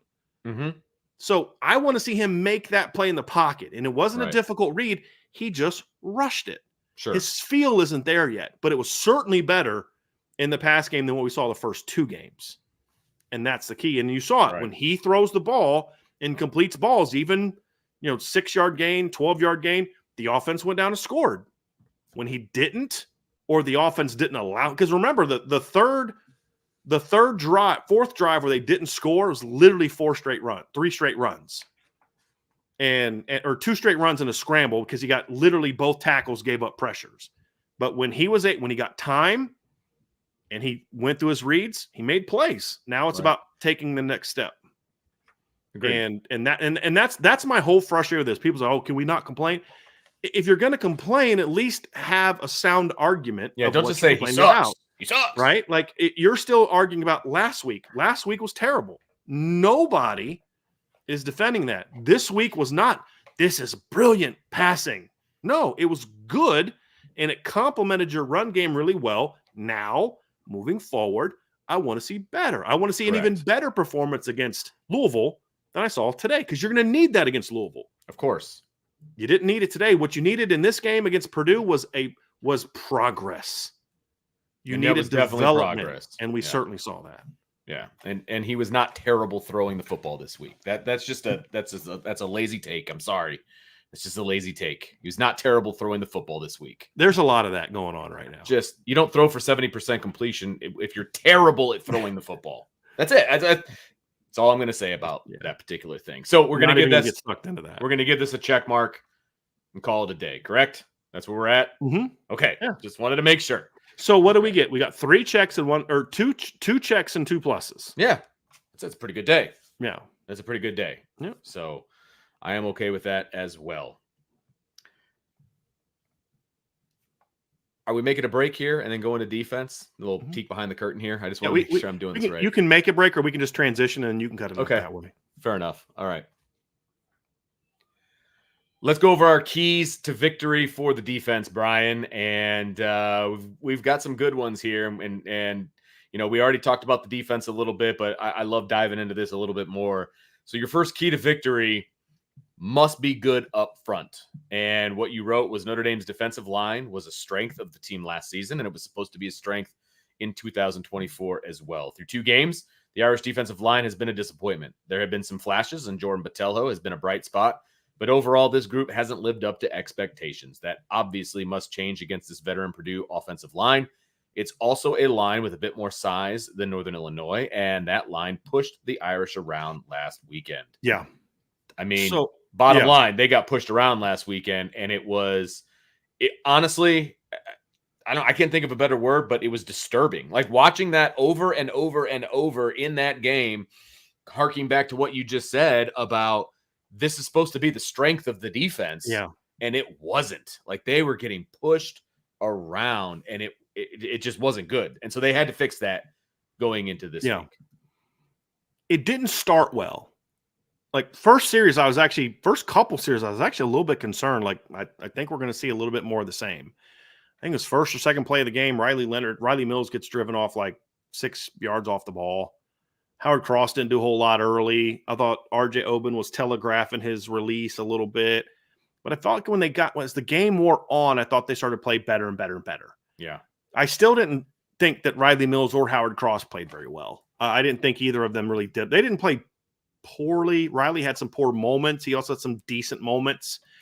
I didn't think Howard Cross didn't have any moments that I saw as bad as Riley Mills' bad moments, but like neither of them really did anything. They combined for 2 pressures in the game. They combined for 1 total stop. They combined for, I think, 1 tackle, although I felt Howard Cross should have been credited with a tackle on a play he wasn't credited with a tackle on. But still, 2 tackles from I didn't think your All-American stepped up and played better. And that's a concern for me. It is a concern. Because they haven't done a whole lot so far this year. Neither of them, well, I shouldn't say you're a captain and an All-American. Because Riley Mills is an All-American. They have to play better. And so that's a concern. And that's why this isn't a plus. Right. The reason that I consider it a plus is because the rest of the D-line played pretty well. And I felt as the game kind of got a couple series in, they got better. I thought early on, what stinks about Jordan Botelho getting hurt is because he was playing so well, not just in the first 2 games, but as I mentioned, I thought he's been a bright spot, but he was playing he got hurt at the 8-minute mark of the second quarter, and he already had 4 tackles and a sack and another pressure by that point in time. He was abusing the tackles. Game. They couldn't keep up with him. His first step was really, really good on Saturday, and he was really starting to make a name for himself. Because look, up to this point, he's been a little disappointing in his Notre Dame career. And it's like he took that personally this offseason and then into this season. And it was very clear what he was trying to do and what he was able to do. And that is just if he is indeed out for the season and going off the field on a card is not a great sign, obviously. Yeah. We won't know anything specific until tomorrow. I'll actually have an update on the injuries of something I heard today on the board. Okay. intel on the board, but that's only going to be for on the board. We won't talk about it here. Right. So if he's out for the season, based on what I saw in the game of him getting carted off, right? That's just it's a devastating injury for the defense, obviously, but it's also a devastating injury for him individually. I mean, he was in the process of having just a coming out year for him, and he was playing with motor and consistency. Man. He was setting the edge effectively. Yes. Like, I mean, he was playing at a very high level. I thought RJ Open struggled a little bit based on, just early in the game. I thought, actually, it was funny. A buddy just texted me. He's like, "Who's number 9?" I was like, "That's RJ Open." He goes, "He's really active in the third quarter." And I was like, "He was." Like, there was a play in the third quarter where Boubacar and him both crashed the edge, and Boubacar took out the run. It was a read zone. Boubacar takes out the running back. The quarterback keeps it, and then RJ chases him down and makes the play there. Much more active, getting on getting off the line effectively and things like that. Those were good signs, very good signs from him. Yes, and we talked about the fact that he needed to kind of start stepping up because he was essentially invisible the first 2 weeks, right? I mean, and then you had Josh Burnham out, and that was important too, because like he's going to have to step up and but I thought Boubacar had a bit of in everyone with Boubacar, they're gonna focus on the flash plays, the great pressure, the pick six, which, I mean, the guy threw the ball right to him. That's not why I was impressed with Boubacar yesterday. I was impressed with Boubacar because of the little things he did. He was setting the edge effectively. They ran a counter at him, and he just took his inside shoulder, Vince, and rammed it into the guy because you got to wrong arm him. You know what I mean? Like, you got to attack inside shoulder because you're the force player. And I thought he did really well there. And so you always knew Boubacar was going to give you the flash. I think the first play of his career last season, I think he one meaningful snap of his career, he literally sacks the reigning Heisman Trophy winner. He's always going to give you that flash play. But for Boubacar to really be an impact player, he needs to do the little things well also. Sure. And that was the most complete game he's ever played. And you know what? It showed me something. Not that he eventually stepped up. Vince, he was my number one upside player in the 2023 class on defense. Like, number one of guy with the highest ceiling. It was more about, you knew it was eventually going to happen. But the fact that he did it when his team needed him the most and played him at 2 positions. He played Viper and big end, defensive end on Saturday. He was we're thinking like, how are they going to replace the snaps from Burnham? Well, they did it with a little bit of Bryce Young, but they also did it they put Boubacar over there. So not only did this young player who hasn't played a whole lot of football have a breakout game, but he did it being asked to play 2 different positions. That's impressive. That says a lot. Hey, you know what? I can count on you. That's what he told the rest of his team. Hey, coaches, count on me. Right. When y'all need me to step up because Josh is down, I'm going to step up and do my job and have the best game of my career. That was a great sign. Bryce, has a lot to learn, but he's really, really talented. He's really talented. Did more. I thought they did more with Donovan, letting Donovan shoot gaps a little bit more. Yes, I wanted to mention that. Yeah, that was huge because they didn't let him do that the week before. No, they were trying to driven off the ball. Yeah, the only time they asked him to stalemate in this game was in obvious passing downs, where it was like, we're trying to keep the quarterback from running. Right. And, that's okay. That's different than you're asking him to do that in the run game. Right, exactly. I thought Junior Tuihalamaka came in and played hard after Jordan went down. And we saw Logan Thomas come in. He's got to fill out, but that kid is twitchy. Right. That kid has some juice, and he's clearly going to play more, I think, and it's my opinion. They're not going to redshirt Logan Thomas. He's literally started on kickoff and kick return and punt block in the first 3 games. You don't have him starting that many special teams, and then after 4th game, okay, no more playing now because we're going to redshirt you. Not in a row. I think they look at him and say, yeah, it'd be nice to give him a year to build up his body, but with how athletic this kid is, the odds of him being a 5-year player are slim. Yeah. And that's smart, in my opinion. And now you're going to need it. Now you're going to need it. Now, I don't know if him being the guy to replace Jordan is going to happen against Miami, but it's like, okay, you're going to have to ramp the reps up, and hopefully at some point in time the light can go on. So they're going to have to find some answers. The good news is they had a lot of guys step up and play well on Saturday. Vince, and you had said something to me when we were talking, like, that's part of the reason that we felt like the linebackers played better is because the D line was more effective and they could just run to the ball. Exactly. It's a lot harder for speedy, athletic, second level players, that these linebackers are, especially guys that are learning and kind of learning on the job, right? I mean, they're young guys that have not had significant playing time. And even the guy that's had significant playing time in Jack Kaiser's in a new position, right? So you've got a lot of new back there. And when the defensive line is getting pushed off the ball into your lap as a linebacker, it's very difficult to be coming downhill and playing fast and doing all the things that we know these guys have the ability to do. It was completely different yesterday. Completely different because the defensive line was winning matchups and keeping the offensive line of Purdue off of those linebackers. And then those guys were able to just come downhill and make plays. And everybody was talking about how good the linebackers were playing, right? Because they were able to play. They were able to not have to worry about block destruction and all of those different things on a regular basis like they had to the week before because the defensive line just didn't play very well. Right. And so they played soft. They didn't play hard. Yeah. They didn't outside of Burnham and Batelho. And now both of those guys are out. Exactly. Which is a different conversation for a different day. Burnham will be back. It was just a sprained ankle. And they gave him a shot in pregame, I think is what I understood. And he just wasn't quite ready. And that's fine. Yeah. I mean, I have no problem with them having him sit out. I would have him sit out this week too, but right. I get that. I'm going to say that strongly. Might even write an article about it because the last time I said that they need to rest a guy, he came out and played pretty well. Yeah. And you know what else I found out when I was breaking down the game? Did you know that I looked at the game summary, like the score summary? Okay. And every time Riley Leonard rushed for a touchdown, they counted it as 6 points. No way. Did you know that? I thought rushing touchdowns. Yeah, and then like later when Steve threw the passing touchdowns, like they counted as 6 points. Huh. I did not know that. I thought passing touchdowns for a quarterback actually counted as more for a rushing quarter than a run for a quarterback. But I was confused because that's amazing. They must have changed the rules on me. I wasn't paying attention. A little bit of sarcasm. No, not at all.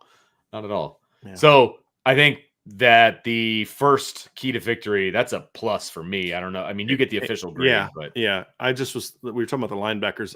I was giving an example of why I don't listen to Pro Football Focus grades.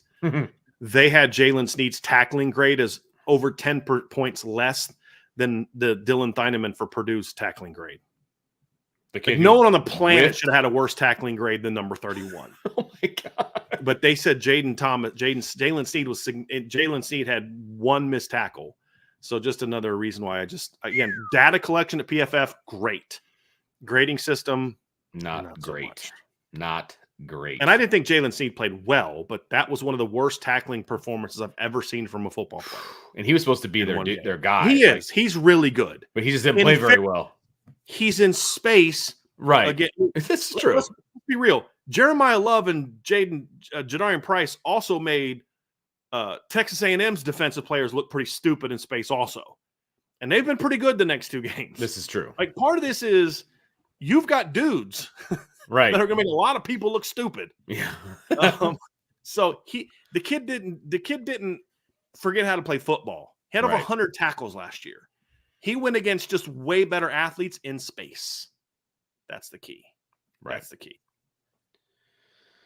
Next defensive key to victory is have a plan for movement. Northern Illinois gave Notre Dame some major problems last weekend with its pre-snap movement. It put the Irish linebackers in some really bad spots, and they had the Irish completely out-leveraged and in some bad spots at the snap. Purdue doesn't do as much as Northern Illinois pre-snap, but you can bet they're going to ramp it up in hopes of creating some of the same issues that the defense had against Northern Illinois. I didn't think they did. They did not ramp it up. I not at all. I thought Purdue just kind of ran their off. I don't see how you watch what happened to Notre Dame on Saturday, right, the week before, and look at their depth chart and be like freshman, sophomore, freshman, and think, let's not do that. I mean, I understand that's not who you are, but as we saw from Notre Dame, you can make adjustments from one week to the next, especially when you've got a bye week. You're telling me they don't have any motions in their offensive playbook? Yeah, or, there's a couple things they did where Notre Dame was out leveraged to a degree, but again, their speed took over where if you're playing a better team, sure, they're going to make that play. Like there was a play where Kingston made came downhill and it wasn't about motion, but he comes downhill and he's taking on a block and the guy bounces it and he tackles him for a stop. And I'm thinking, great play in this game because their running back is slow. Mhm. If that would have happened against your running backs or Ohio State's running backs or Texas's running backs, I don't know if that's a tackle. Right. You know what I mean? So there's some improvement there, but I want to see. I don't know that they were tested enough for me to say they improved, but they did handle what Purdue did, and I give them a check for that. And there were some things Purdue did with the running backs out of the backfield. Like, have you noticed Notre Dame's been struggling with like swing and wheel routes from running backs in the first 2 games? They handled those really effectively. Thought they did a good job there. They did use the tight ends a little bit. And their one tight end is their best receiver, basically. He was on Saturday. Yeah, he was very good on Saturday. But they didn't do poorly with it. They didn't do phenomenal with it because they weren't really tested. But with what Purdue did, for the most part, I thought they handled fine. Yeah, they handled fine. Right. I just offensively, I don't know how you look at Notre Dame's youth at linebacker and think to yourself, "Hey, let's try to do things to get these guys thinking." Look, we've talked about how you put a game plan together, right? And what you do when you're watching film of another team and you look at their depth chart and you know all of these different things, right? And you kind of figure out, okay, where is this team the weakest? Okay. Well, if I'm scouting Notre Dame and I'm looking at the film, right? Well, this team is in theory the weakest at the second level at linebacker because of all the youth, right? Yes, they're athletic. Yes, they're fast. All of those things. Yep, that's great. But if you look at their defensive line and the depth there, you look at the secondary and what they got going on there, like, okay, it's linebackers by default. They did nothing, in my opinion, to alter their offense to take advantage of a perceived weakness in the scouting report. And that's just not good coaching, in my opinion. They just didn't stress the linebackers at all. And obviously I give Notre Dame a check here. Yeah. Because they did, because the times there was some motion and some movement, but it wasn't anything extra. And I thought they handled it relatively well in this game. No, I agree with that completely. Okay.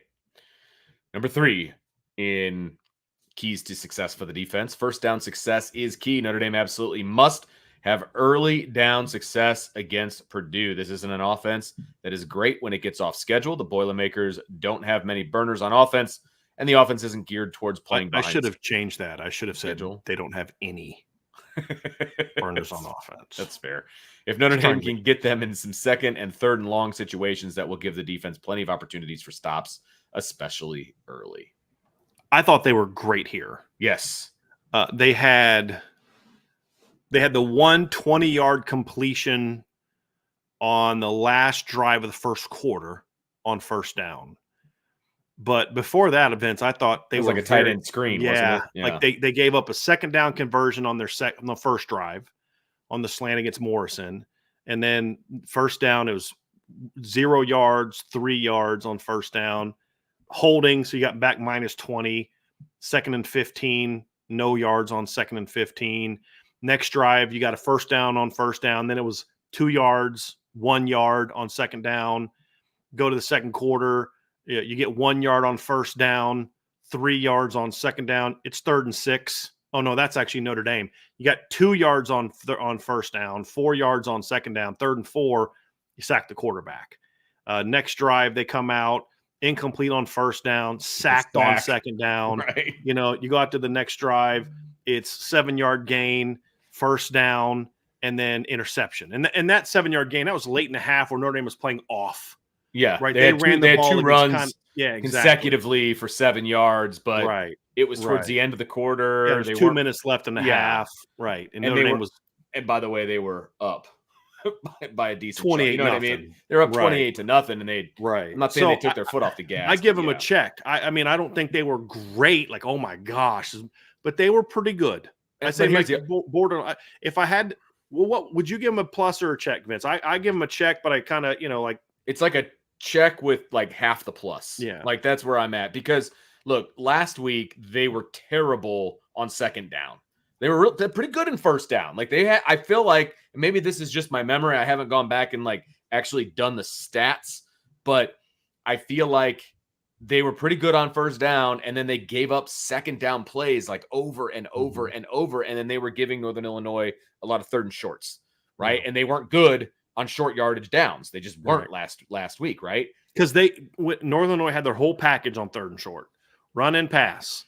Purdue didn't have a whole lot of those situations, Vince. More often than not, on third down, it was 3rd and 5 or longer. And that's just, you're not going to have a lot of success against Notre Dame that way. Right. And so, yeah, this time around, I thought that they did much, much better on second down and then creating 3rd and long opportunities. And look, there's not going to be a lot of offenses out there that are going to be able to be successful against Notre Dame on 3rd and long. Agree. I love this comment from Ed. Isn't half a plus a minus? Not if you do the up and down. It's a check plus. Mate, let's just do that. That's a great comment, Ed. That was awesome, man. Really good stuff. Because I'll give credit where it's due. I'll give it where it's due, man. I would do a check plus. It's not a full plus, but it's it's close to it. So I'd go check plus. But that was really good. I saw that, Vince, and I was like, oh, that's awesome. All right, Ed, you got me. Yeah. All right, fair enough. Okay. Last key to victory for the defense was get the ball. Quarterback Hudson Card is a good football player, but he'll put the ball in situations where the defense can get it. Purdue is also ranked 76th in the country last season in fumbles lost. Notre Dame will need to take advantage of these opportunities and force some turnovers in this game. I go plus or check. I don't think it was I thought there was a couple other opportunities where maybe they could have gotten the ball. They didn't force the ball to be put on the ground a lot. I still think the play that Jalen Sneed hit that guy, I thought that was a fumble. Yeah. I think they ruled it an incomplete pass. That was a fumble. And I was like, Jalen, you're getting up celebrating. Like, look for the ball, right. But, look, it's a check. You had the big interception that put the game away. If Christian Gray catches that ball and returns it for 6, is it a plus? I'm just asking. Yeah, because it was first half. Okay. Yeah, because they got the interception late in the game, but it's like it was 62 to or 59-6 at that point in time. Yeah. You know what I mean? Which was a really good play by the defense, by the way. But they did well. They did their job. They forced 2 turnovers and had a couple other potential almost turnovers. But yeah, it's a check. It's not a plus, but it's a check. It's a little because there's a couple times I would have liked to see the guy come up behind the quarterback and instead of going for a tackle, strip sack action. Yeah, stuff like that. Right. Stuff like that. Stuff they can clean up and they can get better at, obviously. I mean, they were around. I mean, Hudson Carr is going to be seeing white Notre Dame jerseys and gold helmets in his sleep. It was good. Yeah. It wasn't great. Yeah. I'll give you that. But the Christian Gray one, I think, probably would have maybe done it. But, the pick 6 was awesome. Again, it was 28-0 at that point in time. I don't know that he makes that throw if they're not down 28 points. I think he probably just takes a sack and punt. Hudson Card's a veteran player. I don't know if he tries to force that ball. And I went back and watched it, Vince, and Ryan was correct. If Boubacar wasn't there, Jaden Alsbury is there to pick that up for touchdown. So yeah, for sure. It was getting picked either way 6 by somebody. Generally, when you try to throw with your left hand, that's or whatever he was trying to do in that particular scenario, not good things happen. Generally, I also want to point out the fact that your wife is coming at me once again. I'm starting to feel targeted. I'm just saying. Yes, this is like the 3rd time. At least now she's doing it publicly. My wife is throwing shade at you, Vince. Dang, dude. Dang. Well, it is what it is. I'll take it like a man. We'll talk afterwards. I'll talk to her. I'm like, hey, listen, you got to be nice to Vince. He's sensitive. I am very sensitive. There's tear stains on my pillows. All right. That's going to do it for this part of the show. Make sure you hit that like button. Did you agree with that? Did you check for that? Oh, yeah. No, I'm in the same neighborhood. Yeah, absolutely. I would have liked to see some more grading because they had a pick 6, man. What do you want? I know. It's 28-0 when that, you know what I mean? Like that. Right. That's, Morrison had a ball bounce off his hands in the first quarter. And that's right. There was that one. There's just a couple of those type of plays where maybe you could have got the ball, but Yeah. Completely agree. So hit that like button, the subscribe button, the notification bell, share with your family and friends. Jump on the boards.irishbreakdown.com. Starting tomorrow, there will be some actual film breakdown, but you've got to be on the board in order to get that information. So boards.irishbreakdown.com is where it is at.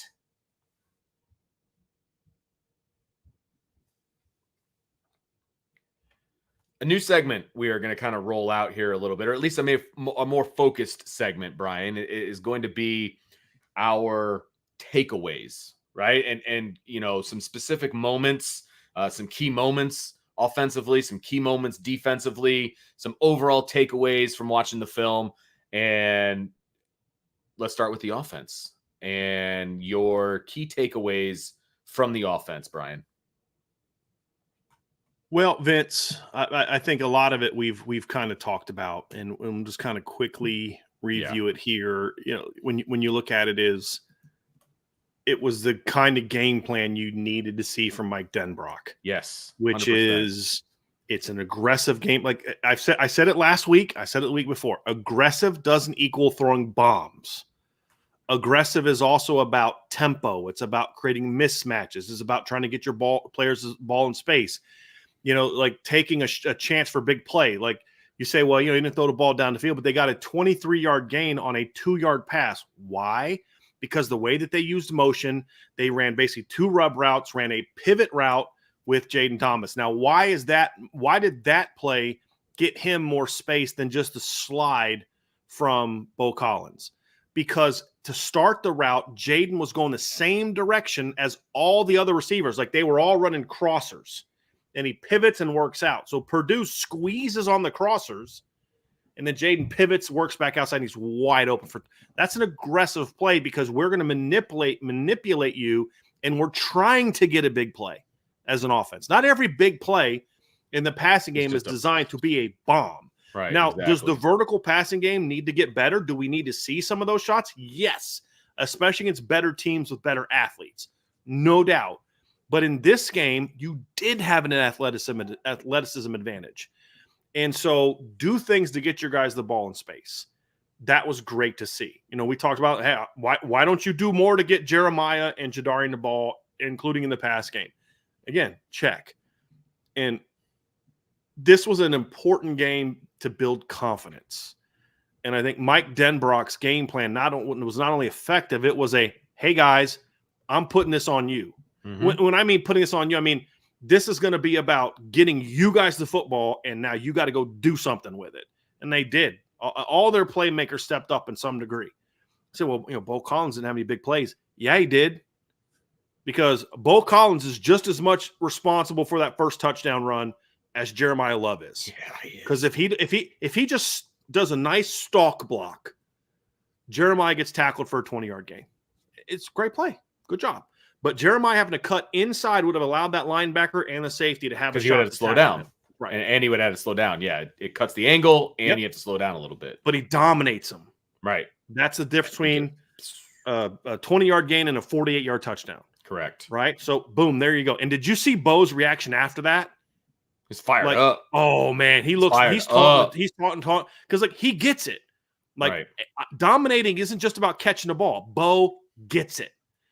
And Jaden Thomas had some really good downfield blocks, and he's making plays. And it was about, it wasn't just the Jeremiah Love show. It wasn't just the Jeremiah Love and Riley Leonard show. It wasn't just the Jeremiah Love, Riley Leonard, Jadarian Price show. You had Mitchell Evans making plays. You had Bo Collins making plays. You had Eli Raridan making plays. You had Jaden Thomas making plays. KK Smith should have made a couple plays, but both quarterbacks missed chances to throw him. If I'm watching that film and I'm Mike Denbrock and Mike Brown, I'm thinking, we got to get some shots to number 11. Because he was, and I believe at the time, Vince, it was the starting corners for Purdue, both times. Oh, yeah. I'm talking like beating off the line, and then within 15 yards, he's 3 steps ahead of that guy. I'm like, okay, mental note, we got to get 11 the rock. So there's still work to be done there. But I thought that was a really big part of this game, Vince. And then the other part, too, and this is, I know, one you want to get into, I thought the run game being effective the way it was a great sign, because you went right into the teeth of what their entire structure is geared towards, and basically said, we're not yes, the speed part was important, but Notre Dame said, we're going to go right at what you think is the best part of what you do, and we're going to dominate you. And they did. And that's the thing. Their entire defensive structure, as you mentioned, you called it a 3-4. Some people call it a 5-2, because a lot of times those two outside backers are on the line of scrimmage, and they're geared to stop the run. And you gave the stats from last year. They're usually pretty good at stopping the run. And Notre Dame just said, we're better. And they came right at Purdue at what they were supposed to be good at. And they just took their soul, more or less. I mean, the offensive line played very, very well in the run game. And two of your best offensive linemen, right? And I don't think that's even an argument. Your two, in my opinion, I'll say it. I'll just say my opinion. In my opinion, your two best offensive linemen got hurt, and then you're bringing in backups. Now, two guys that had a bunch of starts last year, as Ryan pointed out, they actually that was a great experienced. Like, dude, I didn't even think about that. It's like you lose your two best linemen, and your replacements mean you're more experienced. It's wild. Yeah. It's just wild to even think about that, but that is what took place. Like significantly more experience. Yes, because they started every game went last with year. Guys that had combined 10 career starts, and then you brought in two guys who now have had 23 career starts. Correct. It's just wild.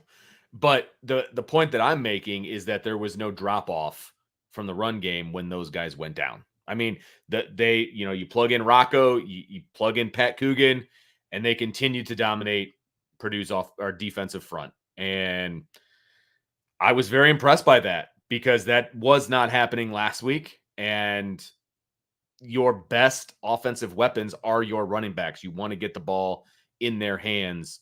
And the offensive line allowed that to happen more often, basically. Because, and again, when you have dynamic guys behind you, like 4 and 24 and 13, by the way, you don't have to dominate the guys in front of you. You just got to get your body on them. You got to get in the way. They didn't just get in the way. They dominated at times. There were times where they just got in the way, and then your backs make plays and they make moves and they do it because that's all they need to happen. And that's what continued to happen. And so I was very impressed with the run game and what they were able to do with the offensive line, even losing your two best offensive linemen. There was no drop off. And so kudos to Coach Rudolph and the way, at least the mentality that these guys are playing with. The mentality that they're playing with is they're going to fight until the echo of the whistle. And I love that. I love that from an offensive line. And hopefully that can continue, and they'll continue to get better as they continue to get more experience, et cetera, et cetera. That's what you hope. Would you say that all the issues they had on Saturday were technical? Oh, absolutely. And like there was one time Emil Wagner got beat real bad because he hits a guy and he goes very level to the front of his shoulder, and the guy just throws him and go. Like, that's a technical thing, because when Emil came and hit guys high on the shoulder, they were toast. And when I mean high, I mean like front, like low, high, not high here, but like instead of hitting on the front side, you hit them on more square, because then they can't work over top of you. And that's a technical thing, right? It's a technical thing, it's not a, gee, you're not playing hard. I thought as a group, I mean, and like there's things Rocco has to do a better job of. He would hit people and kind of get tall and not move. He was physical. Yes. Pat Coogan was, I mean, he looked a lot more comfortable at center, I thought, moving around than he did at guard. Yeah. That's kind of wild. Because he's playing in tighter spots than because last year at guard, this is the whole point. This year guard, they kept having to pin and pull and doing all that kind of stuff. That's not who he is. Yeah. He looked more comfortable. I mean, he's not a world beater by any stretch, but he at least looked comfortable there. So, in a center in pass pro usually is engaged with someone else. And that was a big issue for Pat. Where a guard a lot more often will be, because if the center's helping the other guard, you're solo. Yeah. Where the center's usually helping somebody. Yeah, usually doubling. Yeah, Vince. I mean, and then obviously with Notre Dame, they use their speed to their, like, there's a couple times I thought against a more athletic defense that might only be a 5-yard gain instead of a 20-yard gain. Sure. But the 48-yard touchdown's probably at least a 25-yard gain against an elite defense. But here's, to your point, I'm okay with that. Yeah. Because when you have backs like Notre Dame does, right, sometimes those 5, boom, 50. Right. Well, we saw that against Texas A&M, right? Exactly. But like, that's kind of my point, is like, maybe that's not a 48-yard touchdown against a more elite defense because that corner's not getting driven out. Maybe that linebacker's fast enough to at least finally get to Jeremiah with an angle after 25 yards. Right, exactly. But it's still a big play. Yes. Jadarian's touchdown, I don't know if that get stopped against a better team. I mean, in that situation where they're playing off and he just gets in space, it's like, I mean, A&M couldn't handle him in space twice. You know, I mean, this is kind of who they are, but your line has to get them there. And the way they played against Louisville last year, Duke last year, Clemson in the second half. I mean, there's games last year where like they're not getting to the second level. Right. You know what I mean? It's just like this year they're doing a better job of that, man. But the thing is, when you break down the game, there's a lot to clean up. Like there's one time that they logged it, and then the penalty, I think it was Knapp logged the edge. It might have been the touch, and then Knapp doesn't read it correctly and just slams up in the line instead of following him outside. Didn't matter because Jeremiah just outran their linebacker. Right. Well, most teams aren't going to have a slow 250-pound middle linebacker. Maybe they make it, but I don't know a lot of linebackers that are going to have a step behind Jeremiah Love and catch him to the sideline. I don't see that. So right. So the point is, a lot of this translates to other teams, and you've now told people like you can't condense your box against Notre Dame. Because if you condense your box against Notre Dame, they will gash you out. They will beat you outside. Yep. And with Riley Leonard also getting his RPO game going a little bit on Saturday, that also adds to they brought one corner fire. Jaden Thomas did a great job of, hey, did you see that play? Jaden's like pointing at him like, hey, Riley, he's coming. And then he came, Riley, then the guy's in his line, so he kind of dips down, throws a sidearm. Yeah. Jaden makes a catch and gains 13 yards. Like, right. Okay, now we can't even do that or they're going to burn us. Okay, so fine. We bring the corner fire. We'll bring the safety down. All right, you better hope that Notre Dame doesn't have a pass called because then that running back stepping out to take your corner and, there we go. So those things, but it all started with their ability to come out and go right at Purdue with what Purdue is trying to do best. And when you can beat a team at what they do best, that is an incredibly demoralizing thing. It really is. And that's exactly what Notre Dame did on Saturday. I mean, 362 yards rushing, and they kind of called off the dogs a little bit in the fourth quarter. And they had a couple short fields. I mean, they had two scoring drives in the second half of like 30 yards. Kenny Minchie's touchdown drive was 30 yards, and Steve Angeli's first touchdown drive was 32 yards. I think it was 32 and 31 because they had the turnovers. And which, keeps the stats down, but 8.2 yards per carry. Like last year, they gave up 271 rushing yards to Syracuse, but only gave up 6.2 yards. The most yards they gave up in the game last year was 6.2. After that, their next worst performance was 5.2. After that, their next worst performance was 4.5. 2022, they had two games of over 6. The most they gave up was LSU, 7.1. Next highest was 6.1 from Wisconsin. There's only one other team that was even over 5. That was Michigan. Playoff team Michigan, who ran for 5.9. I mean, so this is not a team, Vince, that you see that being done to very often. Right. It's not. And Notre Dame did that. One of the new things we're going to do upon further review is we are going to talk about some key moments in the game and turning point moments or, just moments we want to highlight in the game that kind of turn things or continued the momentum or whatever you want to call it. So we're gonna do that for offense, and we've got some good ones in here. So I'll let you lead off and see where we're starting, and then we'll kind of go from there. We've got a couple that we want to talk about offensively. Well, obviously the first drive was important, Vince, and Notre Dame getting rolling on the first drive. But I thought that play call for the touchdown was brilliant, and it was a great tendency breaker. Notre Dame has run a lot of counter, just pure count, and it's guard, a lot of guard, tight end counters. The touchdown run against Texas A&M was this. It was and so what Notre Dame has done with that a lot is they'll motion with their tight end a lot, and then as soon as you're seeing counter, the tight end comes around and it's coming. So the tight end is a key. That play was basically, I call it tray left wing. Right, where it's basically a slot, and then the trips left is with the tight end, is the tight end's out and he's off detached. Tray left trips, tray left to me is two receivers out and the tight end's attached. Tray left wing is he's in a wing position, right? And so a lot of times you'll see like a zipper motion or something, but they had the tight end actually step down like he's blocking inside zone, seal the edge, and they went old school counter tray and brought the guard and the tackle around. That's a tendency breaker, and Purdue didn't react well to it. Right. Because they were keying the tight end. The backside was keying the tight end. And they crashed hard. They crashed hard. And then the defensive end comes down. I thought Pendleton did Pendleton did a great job of seeing the level. He was coming right off Emil blocks down. So counters down blocks and then kick and then a wrap. And so, but you don't kick a guy that's coming inside. If a guy's coming inside, you do what they call a log block. So you actually block him on the outside and you kind of get around, and then you're supposed to read that and get around. He sees that level. Guy came right off Emil's butt. Sam reacted to it quickly, logs the guy, and Jeremiah read it perfectly and bounced it. And then the linebacker comes down off that slant, and then Jeremiah read that as well. And as soon as Jeremiah cut, he sees that linebacker stepping down, and he just takes off for the sideline. And it just outruns the guy. I thought it was a great play design because you're basically 3 to the left on that play.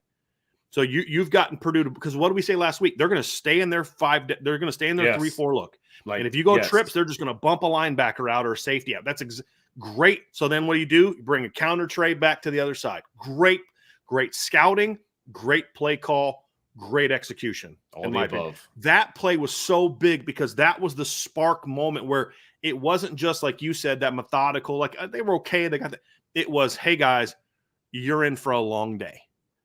And so I loved the play calling. I loved the play design. Right. I love the mix up where you're not doing your normal counter. You're now doing your counter. I mean, you're going old school Redskins, Hogs, guard, tackle, counter tray, right? Counter tray back in the day is counter with tackle tray, right? Mm-hmm. And you're bringing that around. So man, I thought that was beautiful to see. Beautiful to see. That was my kind of key moment number 1, Vince. No doubt about it. I want to talk about the third offensive series. I think was a key moment in this mm-hmm. game because obviously they went down in the series you're talking about, big touchdown, for Love, the whole deal, huge, big time. Then they came back in the second series and they go 3 and out and punted the ball. Right, not a great answer. Right after and there was nothing open they ran a flood concept in 3-by-1. Nobody was open. You missed the check down. You got a quarterback scramble. Yeah. And then because you both tackles give up pressures. Yep. Yeah. It was not a good. So it was a 3 and out. It was an ugly 3 and out, right? You give the ball back to the defense or, the defense is back on the field. Defense goes 3 and out for you. Okay. So you get the ball back. Then they go on an 11-play, 82-yard. Started at their own 13. Right. Yes, yep. Exactly. 100%. So, it was on their own 18, and then they get a flag for a delay, like right off the bat, which I'm not going to lie, it kind of ticked me off. I hate when they get a delay a game out of a timeout, essentially, which is exactly what happened. Yeah. And so they're automatically in 1st and 15 on the 13-yard line. Which, that kind of pissed me off. Yeah, I hate that. So I can't even tell you how much I hate when that kind of a thing happens. But hey, whatever. Here's what also made that drive huge. On the first play, Leonard runs the ball for 6 yards. Which I thought was important, by the way, and was another just kind of example of a tendency breaker. They ran zip motion they ran trips to the left, had Jaden Thomas go on a zipper motion, which means he comes in and out, which so far in that game meant we're running to that. Leonard takes a step to that direction. Purdue bites, and they're countering backside, get 6 yards. Like you went from 1st and 15 to 2nd and 9. Now you're somewhat back on schedule. Continue. Vince. Right. And then Love hits another big run for 21 yards. And that's the play where Billy Schrouth goes out. Yeah. Okay. So you lose your best lineman. You lose your best offensive lineman on that play.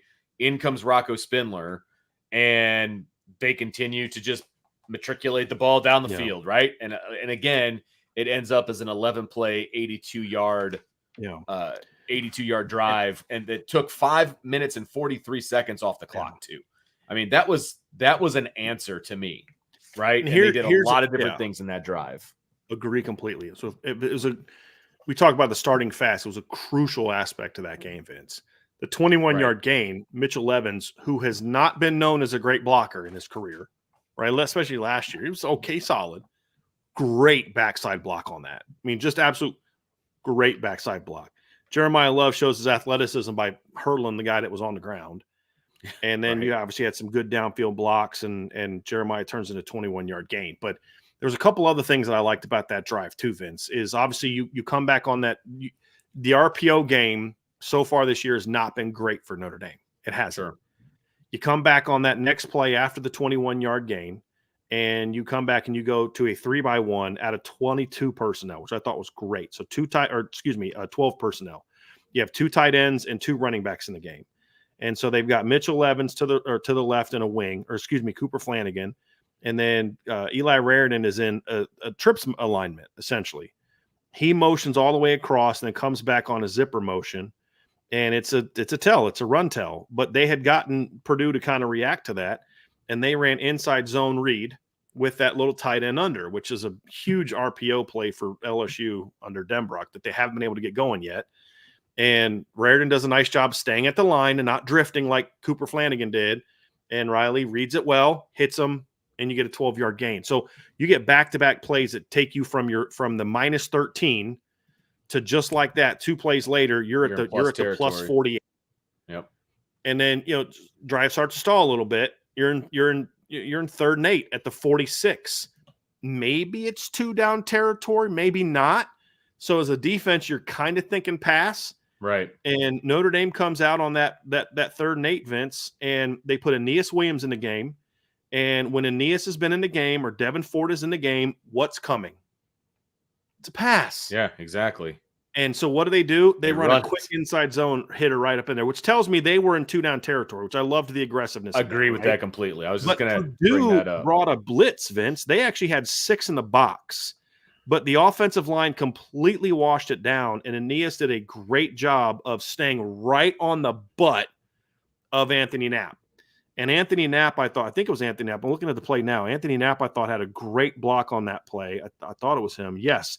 He takes the defensive end and literally just drives him inside, which allows Aeneas to stay on his butt and get separation from the linebacker. And then Aeneas runs through the linebacker's tackle attempt and just grinds for the first down. He did a great job of just twisting his body and falling backwards. Great run. Falling backwards for him, but forwards as far as what the offense needed him to do. That was huge. So that moves the chains. You get that going, and you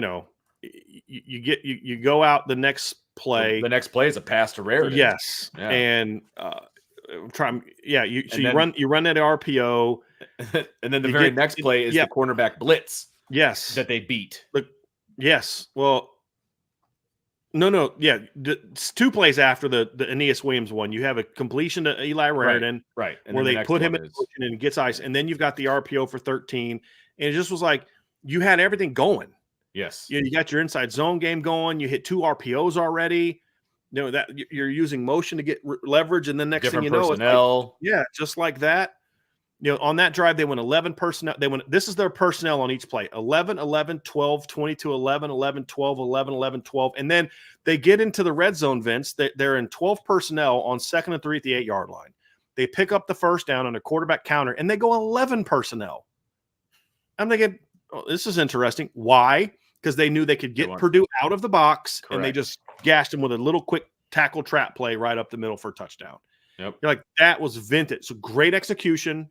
Great play calling. Right.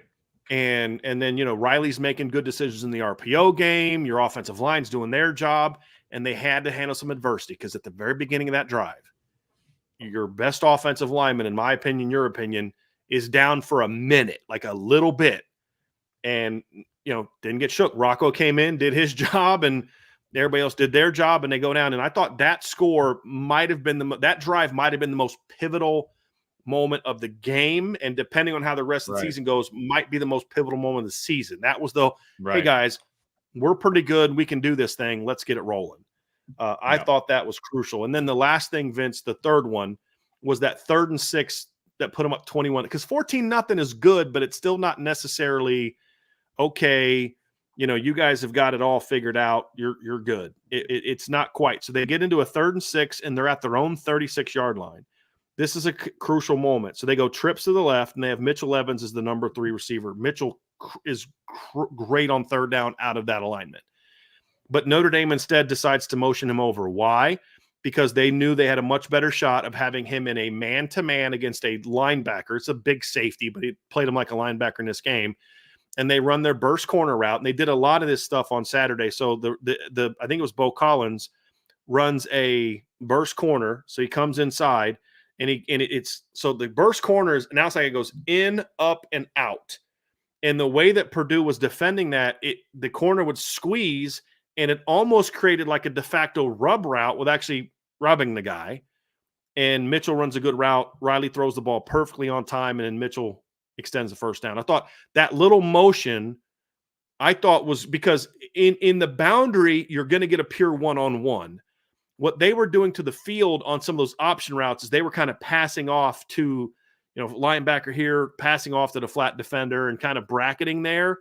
To the boundary, you're getting more of a true one-on-one, and it's our best receiver, like looking at it from the coach's standpoint, our best receiver against the linebacker in a one-on-one where he doesn't have any help. I'll take that matchup, and then Mitchell and Riley both got it done.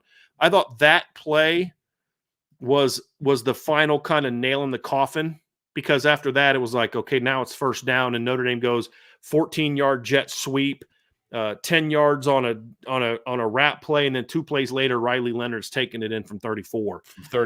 Just running Game's dudes over. And I mean, that was as he was running down the sideline, he's just taking their will at that point. You know what I mean? They couldn't tackle him, they couldn't do anything. But you don't convert that 3rd and 4, you're now punting the ball back to Purdue, and you've given them a little bit of life. Agreed. You're punting from your own 30-something, 40-something. And they're like, hey, guys, yeah, we've played terrible, but we're not out of this. We get one score, and it's a ball game again. Game, yeah. You convert that 3rd down and then finish the drive off. That was a huge moment that really put that game away. I mean, the game was over at that point in time. You give this Notre Dame defense a 21-point lead. I don't care who you're playing. Yeah, I don't care if they're playing Georgia, Bama. You give this defense a 3-touchdown lead, it's over. Agreed. So those are kind of my key moments in the game. Yep. No doubt about it. So let's talk defense and your takeaways from the defense, and then we will get into our key moments defensively for the team. Vince, really the keys to defense, and we'll be a little bit quicker on this one because the biggest key on defense was they got back on track. Like, they didn't play bad last week. What I was trying to get people to understand was, I was explaining this to a friend. He's like, I'd probably say the blame's probably like 70-30 offense defense. And starts pushing back a little bit. He agreed that it was more on the offense and the defense wasn't perfect, but 70. And I said, but like, think about it. The game the first bad moment of the game the week before was not the offense. The first time the offense had the ball, they went right down the field and scored. The first time the special teams, the second time, the first time the special teams, the kickoff team was on the field, they pinned Northern Illinois at the 2. Correct. The game changed when the defense gave up an 83-yard touchdown pass. Okay, yeah, but they only gave up a couple field goals rest of the way. It was 13-7. Well, then the offense gives you a second half score. Now, the offense did jack the rest of the game. But after the offense threw the terrible pick, that's 100% of the offense, they're not even in midfield. They've got to get at least 2 first downs to be in field goal territory. Yep. You don't stop them. They take 5 minutes, almost 5 minutes off the clock. And just the whole game, the defense was just, Benjamin Morrison's giving up completions. Your D tackles aren't doing anything. Jack Kaiser's playing passive. Like, outside of Xavier Watts and a couple sophomores, Jaden Osbury, Christian Gray, I don't know. I say Patel, Burnham. There was a handful of guys that played well, but as a whole, the defense wasn't its typical self. How are you going to respond to that? Well, they came out against Purdue, Vince, and we'll get into the start, but just overall, I thought they responded really well. Agreed. I did. And look, Purdue, the offense scoring helped the defense out, but Purdue crossed midfield once the entire game, and that was with the backups in the game, where Kennedy Urlacher, I went back and watched him in the All-22. It was hilarious. He looked like he was trying to tackle Jaden McGee. Yes. 100%. It was hilarious. Like, he leaned into it and took him out. Yes. I don't know what he was thinking. Now, you live with it because he was really good after that. Right. You know what I mean? But you're like, I can't even explain what this kid's thinking right now. That's what I would say. I would love to just sit him down. You were in my way to get to my guy, and you had to go. You had to go. What are you thinking, dude? But he was so good after that you I know. You laugh at it now because of how good he was afterwards, and because you won by 59. But that's part of the lessons learned right now, Vince, is from these young guys. But that was the only time a blown play is the only reason you got past midfield. And there was a couple drives in the first half where they got the ball in pretty good field position because Notre Dame has major punting problems right now. Don't even get me started. They couldn't do anything with it. 3 and out. Think about this. They crossed midfield once the entire game, and it was on a blown play against your second team defense. Well, and to your point, they started on the minus 43 on their second drive, okay? Because the punt was not good, right? So the minus 43, that's really good field position. You're 7 yards away from being on the side of the field that you want to be on. But then they held on the first play, a throwaway because they got pressure from Kaiser, a pass breakup at the line of scrimmage by Schuler, and then they have to punt, right? So 2 series later, defensively, they get the ball on the minus 38-yard line, get all the way up to the minus 44, and then they get sacked, right? So, your point is right on the money. I mean, they were giving Purdue great field position, which is why I mentioned the fact that if they can't figure out this whole punting situation, giving other teams the ball at that point on the field is going to bite them in the rear at some point, right? But Purdue had no answers against Notre Dame's defense in this particular game. So it didn't hurt them, right? Because the defense was just so good. I mean, it didn't matter where Purdue got the ball on the field. It didn't matter. They dominated. I mean, the 3 and outs were just like consecutive for this defense. So, because there wasn't anything from this game, Vince, where you look and say, the defense made this adjustment schematically or that adjustment. I mean, they always have wrinkles that are geared towards stopping the specifics of the opponent, but it was the same basic game plan they've had in the past. Yeah. No, that's wrong.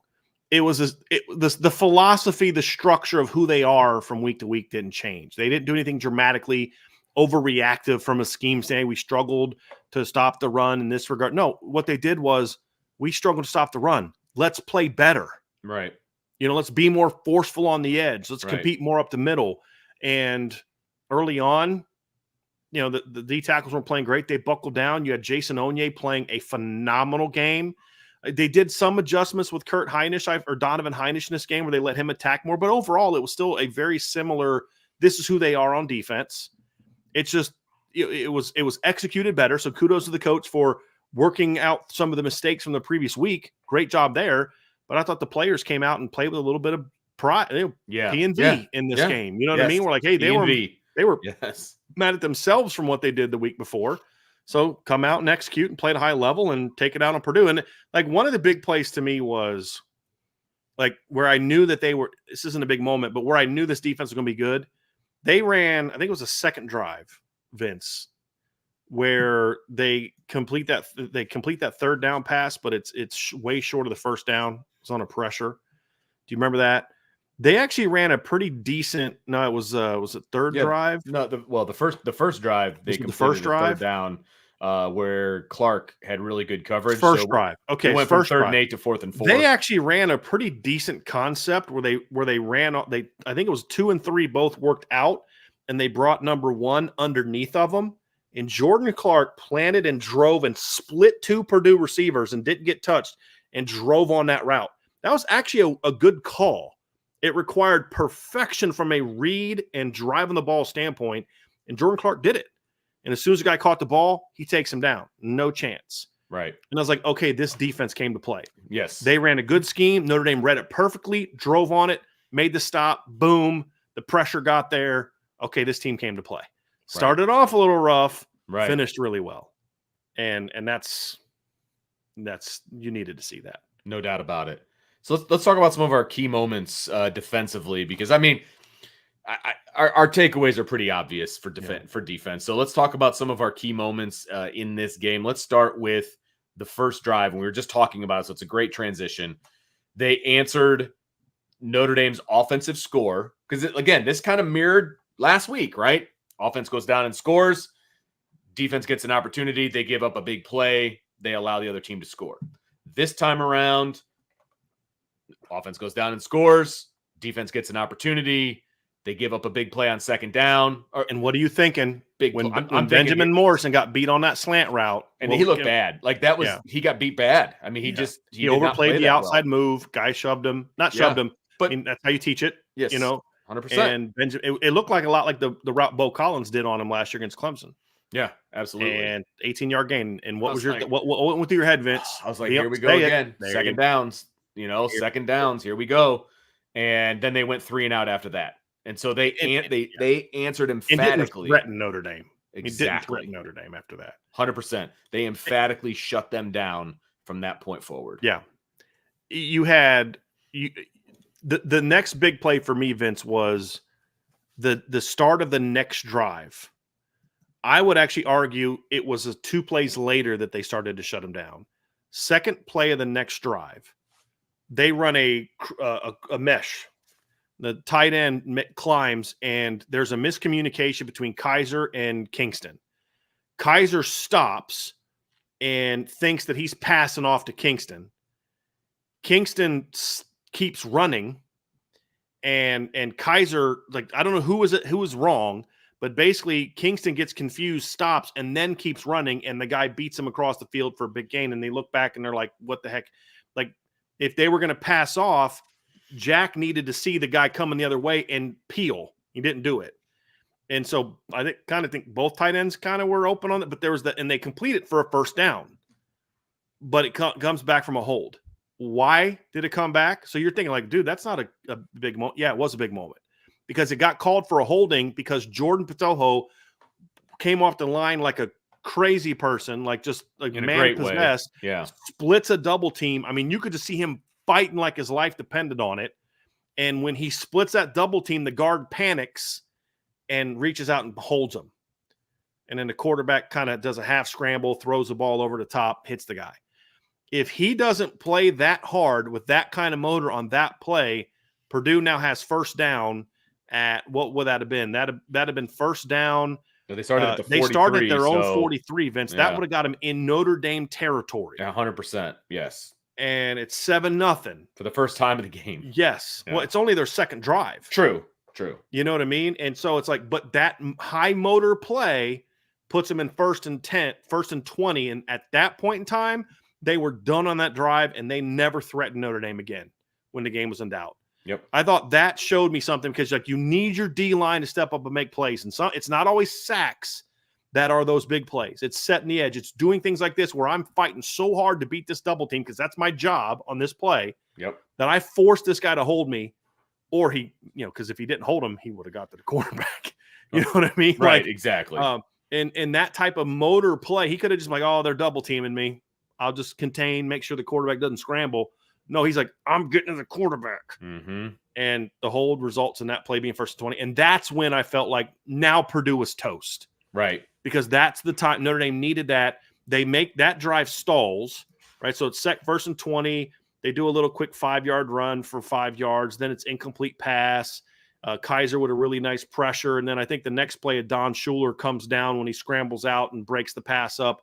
They punt. Notre Dame goes down the field in that long drive we just broke down and goes up 14-0. At that point in time, for all intents and purposes, it was game over because you gave that Notre Dame defense a 2-touchdown lead. And they could just pin their ears back, and Purdue was done at that point in time. Right. And so I thought that's the stuff you need. That high effort, high motor play can sometimes result in something that could potentially be bad, turned into something really good. I thought that was a really big moment of the game. Right. Completely agree. Okay. Last little moment we want to talk about is the big moment really for the defense, and that was Boubacar Traore's pick 6. So let's break this thing down, Brian, and what you saw on film and how this thing transpired and all that. I've got it pulled up. I'm actually watching it right now. So it was interesting. So it's obviously I'm trying to see what was the clock. There was 1:55, less than 2 minutes on the clock. They're at the 39-yard line. So Purdue's out in a 2-by-2 alignment, tight ends into the boundary. Boubacar is coming off the edge. He is going to rush the quarterback. However, he has dual responsibilities. You are rushing unless you see that running back free release, then you got to peel. So Boubacar recognizes the free release by the back, and he steps outside, and he stays on that guy, takes away that potential swing. You had a really good pressure from. I'm trying to see who this was. Was that Kaiser that brought? Yeah, it was Kaiser. Comes from a long pressure. Riley Mills and Howard Cross have one of their best snaps of the game. Howard gets out through the B gap. Riley comes out right behind him. Howard forces the guy out of the pocket, and Boubacar is right there. Riley Mills. Looking back at the play, Vince, I don't think he threw the ball. No, it was weird. He switched the ball from his right to his left hand. Yeah. But then he just didn't grip it well enough. I wonder because Riley Mills was coming from behind him, and I think as Riley hit him, the ball comes out of his hand. It didn't look like he was straight. Like if you go back and look at from the tight, it doesn't look like he goes like this. Right, I agree. It looks like he's running, and the ball gets knocked out of his hand, and Boubacar's there to pick it up. Because he moved it from his right to his left hand because of the pressure, right? And he didn't want it to get knocked out of his hand. Right. The problem was he got hit with such force by Mills. Because it looked like he was going like this. Right. Right. And then Riley hit him, and the ball comes out. Boubacar's right there. So Boubacar reading for great pressure by Riley Mills and Howard Cross. One of the few good plays they did all game. So that was good to see. You have a really nice pressure. Jack Kaiser comes screaming in on a delayed blitz, but Boubacar recognizing, hey, I've got a peel if that guy free releases, puts him in position to make that play. And then also, you had Jaden Alsbury also recognizing that play. He sees a snag route. He undercuts the snag route as that guy goes. And so Jaden also took away a potential route and was right there too. So just an incredibly well-executed play, Vince, where the two big moments for me that I talked about were both high-effort plays. And when this defense plays with high effort, it's really hard to beat. And that's what I want to see more of from Mills and Cross. They need to be doing stuff like that all the time, not just flashing here and there. And I thought that was a really, it wasn't, oh, what a great play design. Oh, Al Golden had them confused. It was, we're going to cover all your guys, and then our front four is going to get to the quarterback. And that was the other thing, too, is the first time all season we've seen the front four start to put pressure on the quarterback with just the front four. Without any extra, Right. That was huge. Yeah, no doubt about it. And it wasn't necessarily a turning point in the game, like we're going to be doing in different times throughout the season, right? It wasn't a turning point. It was already 28-0. It made it 35-0. The game was, for all intents and purposes, the game was over as far as who's going to win, who's going to lose. So but they didn't back off. Bingo. And that is the point that I was going to make. I mean, that it is. This is why I got to mute myself more, because I keep thinking you're stealing your thunder. We are on the same page, Brian, because it showed the defense wasn't quitting, right? The defense was still going to come after. They were still going to play their game. They were still going to do what they do. And it resulted in a pick six, essentially, or a fumble six, or however you want to say it, right? I think it goes down as an interception because it never hit the ground. But, I mean, that's how you do it. Everybody did their job, and they were in position to make a play. And, I mean, when the defense plays the way they did on Saturday, there's not many teams in this country that are going to be able to do anything to them. No. So, and I don't want to speak in absolutes. And there's still a lot they can clean up from Saturday, Vince. Of course, yes. I think one of my takeaways from the game is my wife just texted me, says, geez, stop taking away talking over Vince and interrupting him, because He's on my side. I told her she needs to have. I told her, it's like, you're being mean to Vince, so she's got your back there on that one. The thing for me too, Vince, is I felt like the linebackers are still a work in progress. Sure, Kingston's still a work in progress. There were several plays, like, again, people focus on the flashy plays. There's a couple plays I'm like, you got to be in better position there. Drake was solid, not special, not just solid, crashing down and doing his thing. Jaden was solid. None of the linebackers were great, but you know what I thought, and what I saw in this game was you're starting to see them figure it out. This was the best game Jack Kaiser's had so far. He played way faster and way harder than he has in the first two games. Because in reality, yes, Jack Kaiser's a 6-year senior, but we talked about in the preseason, he's also a 6-year senior who has not played this position really. Right. He's at a new position.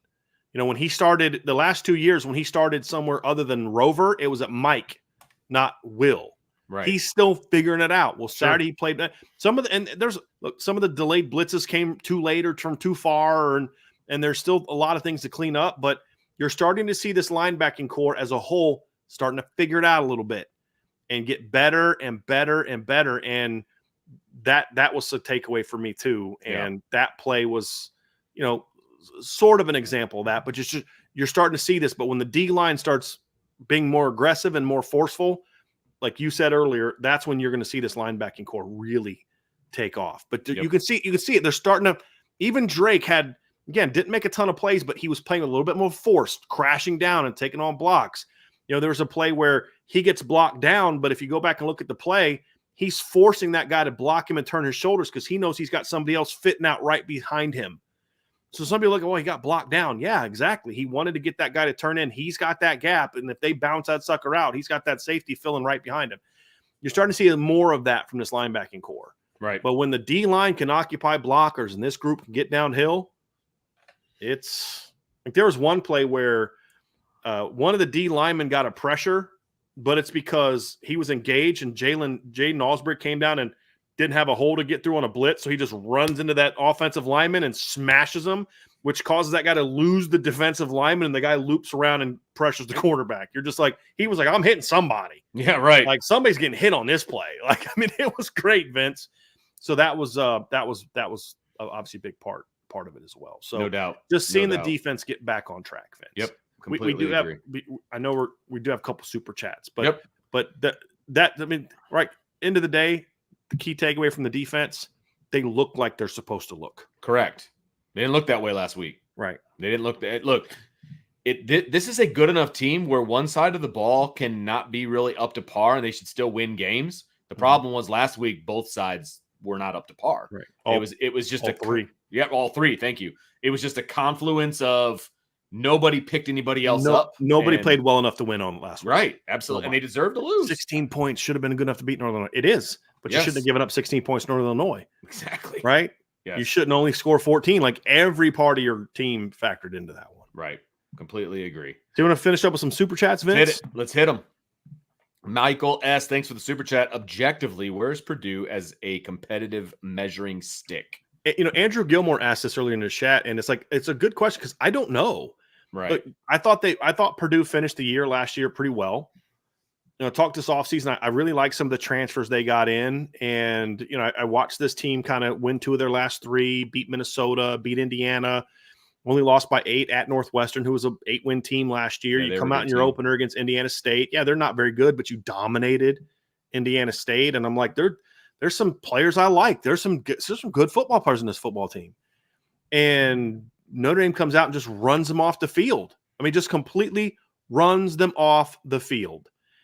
And you're just like, they made that team look awful. People are like, they may not win another game. And I'm like, that's how bad Notre Dame beat them.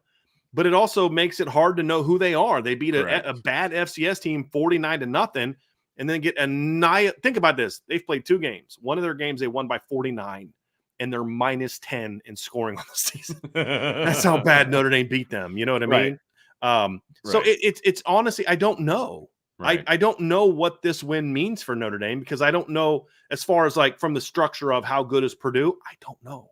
But here's what I'll say to you. Yeah. I don't care what Power 5 team you're playing. I don't care if you're playing Vanderbilt, if you're playing the worst Power 5 team. When you beat a team 66-7 on their field and they're a Power 5 opponent, you were excellent. There's nobody that bad where you don't play really, really well. Now, if you play this well against Louisville, are you going to win by 59? No. Louisville's a much better team, but is it going to be competitive? Probably not. And that's the point. So in that regard, that's what we always say, Vince. It's not about the opponent. It's about Notre Dame. Correct. And when they play their game, it doesn't matter who they play. For the next 9 games, it literally doesn't matter who they play.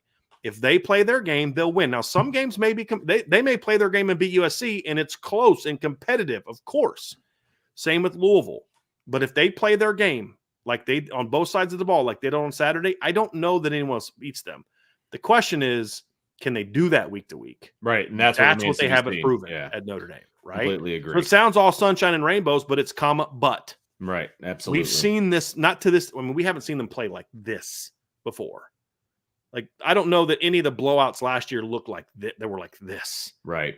I mean, this was just, it could have been, they could have hung 80 on him if they wanted to. I mean, literally, this was even more embarrassing than the Pitt game. Cause like Pitt actually picked him off a couple times in the first half, and you needed Tyrese punt return to get going. Like, this was an annihilation from start to finish. Mm-hmm. And I don't care who the opponent is. That's impressive. Right. Michael S., thanks for the super chat. Where's Colsey? He played on Saturday. Actually had a nice win on a go route. They just didn't look at him, but like, he's just not ahead of other guys right now. Yeah. I mean, your two boundary guys are Bo Collins and Jaden Thomas. They're both playing pretty well. Right. So you just got passed up. Michael S., thanks for another super chat. Every year we expect senior D-line, a.k.a. Adamiolas, Foskey, to outperform prior year and are disappointed. Is that continuing with Mills and Cross? So far, yeah. It's early, I mean, but yeah. But so far, that's fair. I mean, Foskey was not as good as he needed to be, but he still had 14 tackles for loss and 11 sacks. I'll take that kind of disappointing season from Howard Cross and Riley Mills. But yes, that so far. But flip side, we were getting a much better senior year from Jordan Patelho before he got hurt. We're getting a great senior year from Jason Onye. Mm-hmm. And they'll be getting Gabriel Rubio back at some point in time over the next month or two. So that's obviously important. Another one from Michael S. Thanks, Michael, who has a tougher time with success. Notre Dame players or coaches? Both. Yeah. When games like last week happen, it's not on the coaches. It's not on the players. The above. Exactly. I mean, I even blame the nutritionist. Like, it's the whole part. It's the whole program. Like, that was a problem. You know, It was the whole deal. Everybody's got a piece of the blame. No doubt. Michael S., thanks for another super chat. Is Riley Leonard's running sustainable for a whole season? Yeah, I mean, he had 8 designed carries on Saturday. I mean, there's going to be games where I hope that they don't need him to run that much against Miami of Ohio. Sure. Against, some of the other teams on the schedule. But, I mean, that's what you brought him in for. I mean, he's had games with 20 carries at Duke. I mean, this is how you get the offense going. There's always the risk of a guy like that being injured. It is. I'm concerned about, can he, with the, depending on what the severity of his shoulder, we still don't know. We know what reports are. Notre Dame didn't tell us a thing. Right. And he was dropping his shoulder and getting hit. And, right. I mean, now, cortisone shots are a beautiful thing. Right? You're not wrong. But eventually, even the cortisone shot can't keep that pain away. I mean, like, I was talking to my dad about this. Like, my mom had double knee replacement surgery, and the cortisone shots helped her. But over time, like, your body builds up a little bit of a tolerance for it. You know what I mean? And it doesn't quite work the same. So we'll see. I don't know. You never know when the guy's runs that much, but I mean, that's what he's done. I mean, he ran for 699 yards at Duke in his first year as a starter. He got hurt last year. He got hurt last year on a pass play. Right. He got rolled up on a pass play. It wasn't a run play.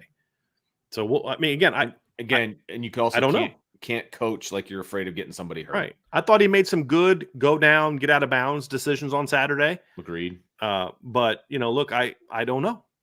I mean, it was sustainable for him in 2022. He wasn't able to stay healthy in 2023. How banged up is he now? We really don't know. So I don't know.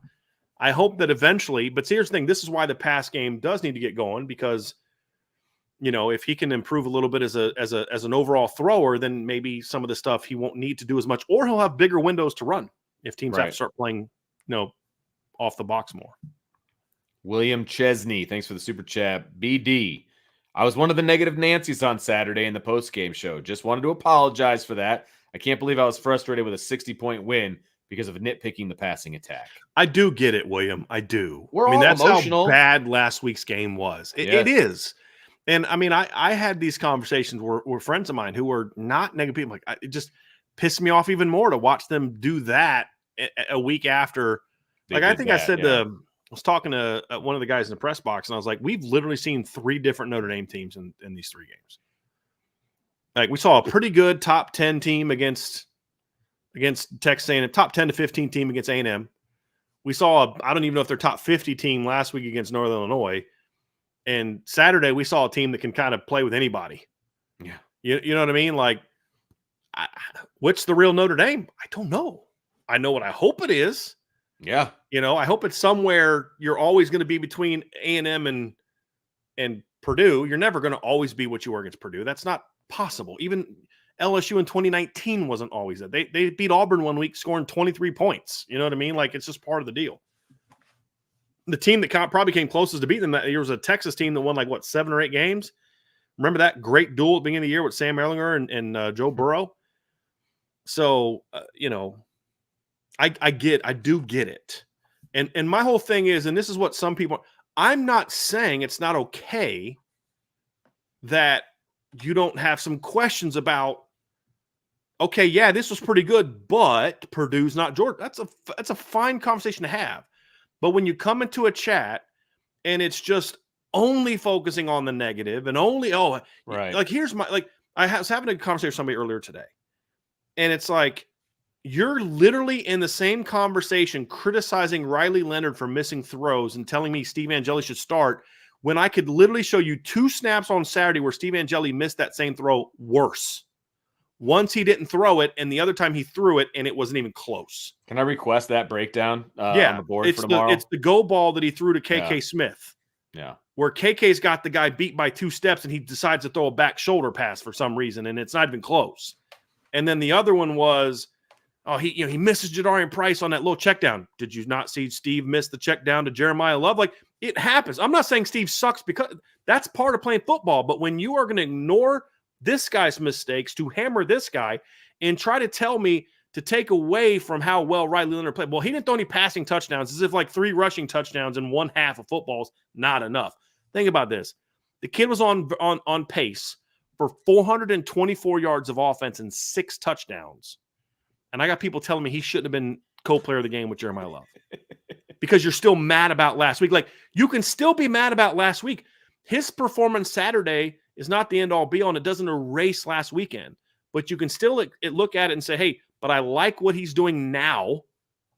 Yes, he needs to get better, but I like what he's doing now. Now let's see if it's sustainable. There's a conversation to be had about how Riley's got to play better. And Riley's got to improve here and improve there. And everyone will tell you that, including Riley Leonard. But it doesn't mean you still say, he sucked, he's no good, he needs to be benched, and not give him praise for what he did on Saturday. Right? Like, he was him and Love were the 2 best players on the offense on Saturday. It's no question. That doesn't mean he's going to be the best player next week or was the best player last week. It just means on Saturday, played really well. Can he play better? Yeah, he needs to. And he can. But that was my frustration, William, was that we can have and this is what we do at Irish Breakdown. We talk about the good and the bad. Mm-hmm. But when you just come in, this guy sucks, he needs to be benched, he's terrible, and this guy's great, even though this guy made the same mistakes that guy did, but this guy can't avoid a sack to save his life.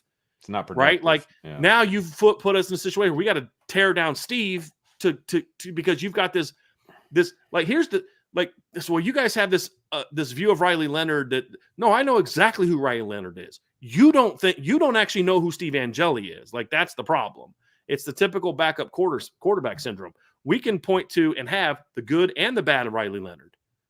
But when you're going to ignore the bad of another guy because you're upset about this and say this guy sucks and needs to be benched, despite the fact he dominated the team he's about to play, well, his runs weren't even that impressive. Okay, now I know you're not being serious. I'm not saying William said that, but I've literally heard his runs weren't even that impressive. Okay, now I know you're not being serious at this point in time. Like, if so that little 34-yard touchdown run wasn't impressive. Well, okay, now I just know you're still being emotional. You're just being a hater. But I do, William, understand the dichotomy of how we felt on Saturday, because I felt it, Vince felt it, Sean Davis felt it, Trevor felt it, Ryan we all felt like, man, where was some of this last week? You know what I mean? Like, I get it, but it still doesn't take away from what we saw on Saturday. And that's my whole point, is we can talk about both. The problem is some people were just jumping in and not only want to talk about it, but kind of be hateful about it. Mm-hmm. And not even be willing to see that he wasn't great.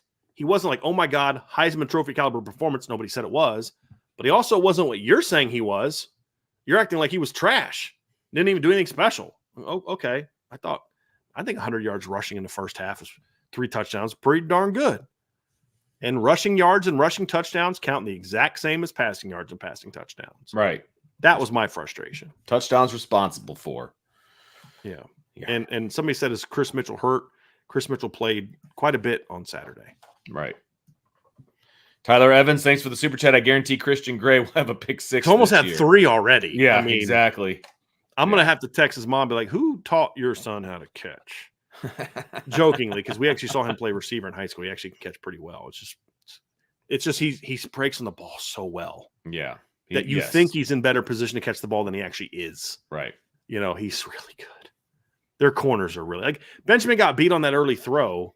But outside of that, he was pretty good. The rest of the way, no. I mean, even that first play of the game, it was Benjamin that forced that. What was the knock on him? He's not good against the run. He's the guy that came up and kind of blew that play up inside and stuffed the run. Outside of that one play, I thought Benjamin was pretty good in that game, Vince. I don't know, kind of how you felt about it, but yeah, I mean, he gave up that one catch early, but he was pretty darn sticky in coverage after that, man. He really was. He really was. Han Solo, thanks for the super chat. Appreciate it. Shout out to Freeman for not taking his foot off the gas. He coached like Bowden, where if you can't stop my backups, we're going to keep scoring. Yeah, Bobby Bowden used to get hammered for this all the time. Running a score up. He's like, look, I put my backups in the game. What do you want me just like? And here's the thing for me, like that first series they had the backups in, Purdue had 11 in the box. Don't get mad at me. You left your starters in. The whole game. Like almost. I mean, there's a couple they took out here and there, but a lot of their starters played that like almost the whole game. Hudson Card played the whole game, I believe. So you got your starters in. You're going to put 11 in the box. Then what am I going to do? Have my guys just run into a crowded box? No. I'm going to put Steve Angeli in the game and let him run the offense. We weren't running reverses. That's what I would say. If we're not running reverses. We're not running, we're not doing trick plays. Like, look, we're running our offense. It's your job to stop it. I can't stand coaches that, like Tennessee going for an onside kick up 35-0 in the first half. Come on, guys. Right. You know what I mean? Like Notre Dame didn't do that. They kept running their offense, and you couldn't stop it. They put their third quarterback in the game, ran their offense. You couldn't stop it. And if they would have let C.J. Carr run a couple more plays instead of taking a knee, they're about to score on that drive too. So and I'll bet you if they'd have put Anthony Rizak in the game, he probably would have ripped off a couple runs. That's an athletic kid. You know what I mean? Like, yeah, right. That's not a shot at him. I'm just being serious. It's Nebraska's 8th player of the year last year. So you didn't stop anything and you kept your starters in the game. So I was very happy to see it. Very happy to see Coach Freeman still getting it. I mean, again, not running trick plays. They kicked the field goal. I thought he was going to go for it because a lot of teams have that mentality. We're up 49-0. We're not going to kick a field goal and run it up. We're just going to keep running our offense. I thought that's what he was going to do. Which I think that's kind of running up the score. You know what I mean? Like you wouldn't normally just do what you normally would do. And normally in this fourth down, we'd kick a field goal. So that's what he did. Yeah. And it's your job to stop us. So I was very happy that Marcus Freeman kept his foot on the gas because again, what did we always say, Han, about why we had an issue with that with Kelly? Because it's a mentality.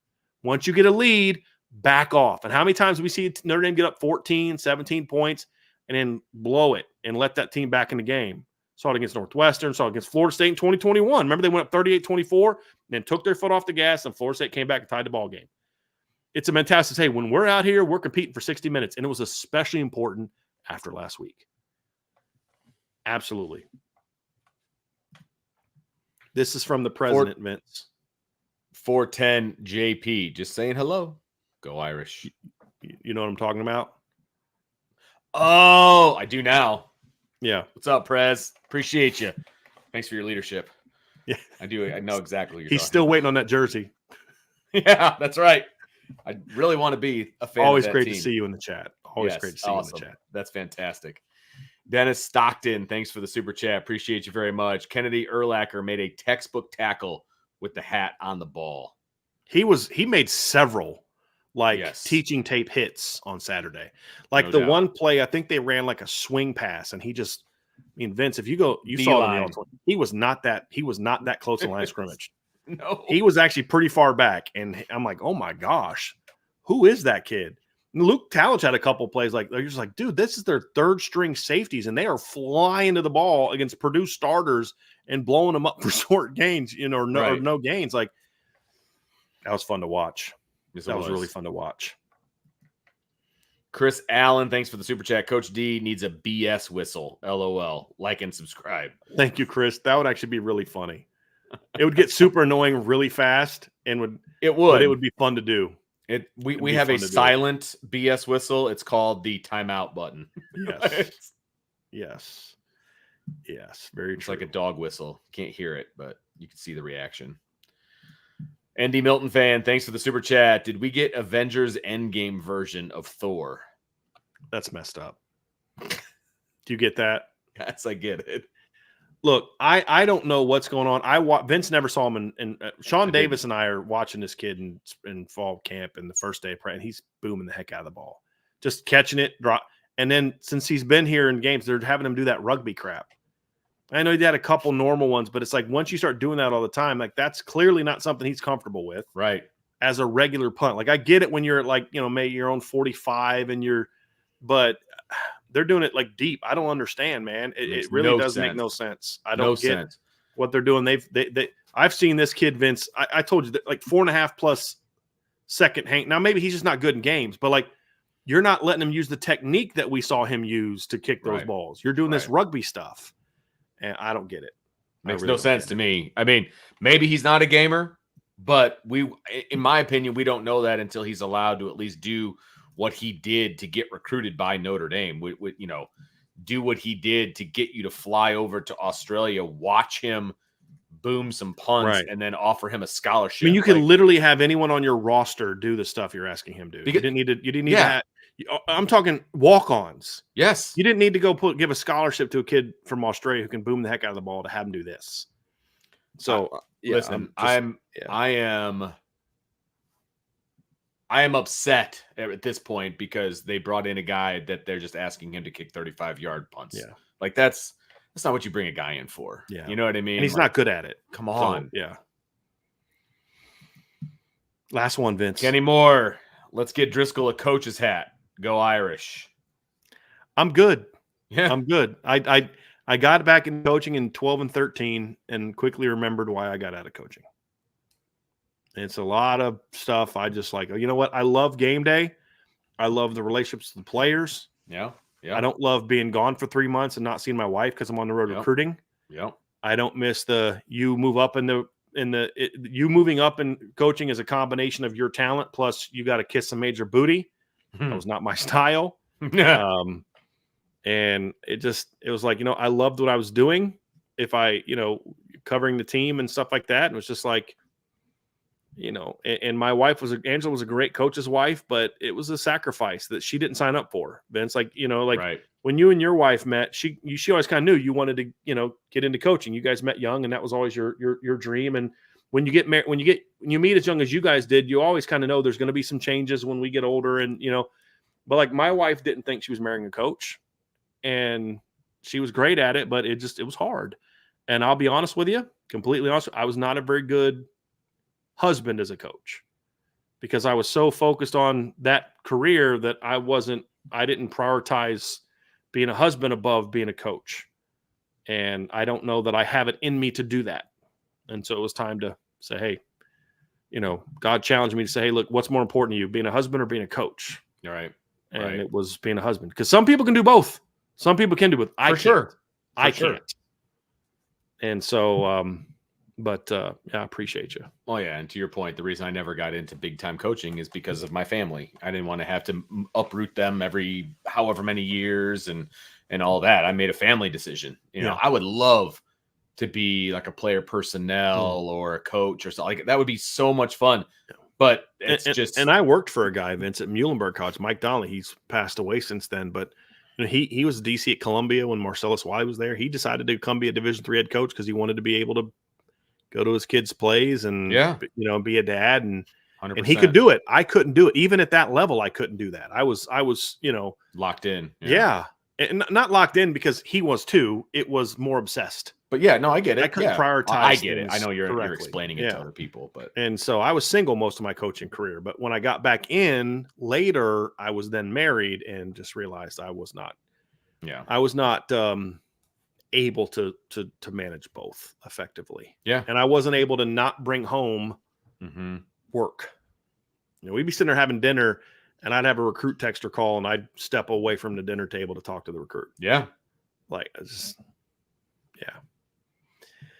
Yeah. So, So we did have one more pop up, Vince. Oh, we did. Little guy 131. Thanks for the super chat. Sorry for the late post. In other special teams news, Notre Dame was so close to blocking 3 punts in the first half. They definitely saw something because they got it from both sides. They're going to get one. Yeah. Logan Yeah. Thomas almost had one. Yeah. He's and they've got some fast. super athletic dudes trying to Yeah, block punts, man. Like they do. They're going to get one or more, at some point. There's no doubt about it. So yeah, that was fun to see. That was absolutely fun to see. All right. Well, that is going to do it for this edition of Upon Further Review. Thanks for hanging out with us, everybody. Really appreciate it. Make sure you hit that like button, that subscribe button, that notification bell. Share with your family and friends. You can leave us a 5-star review if you want on the podcast side. That'd be cool. They'll also make sure you jump on the boards.irishbreakdown.com right there along the bottom. There's going to be some film breakdowns tomorrow on the boards. That's what Brian is going to spend his time doing. The next time that we have a podcast / YouTube live will be tomorrow at 5 o'clock. Sean Stiers and myself will be coming right at you with IB Nation Sports Talk, and we'll be breaking down Marcus Freeman's press conference. And I'm sure there's going to be news given to us at that point that we can talk about. We'll put that injury stuff on the board now. But if you are a member of the board, you're going to get some insight earlier on than the people that aren't. So make sure you go and check that out. So for Brian, I'm Vince, and we will talk to you next time on Upon Further Review and the Irish Breakdown Podcast. Have a wonderful Sunday, everybody.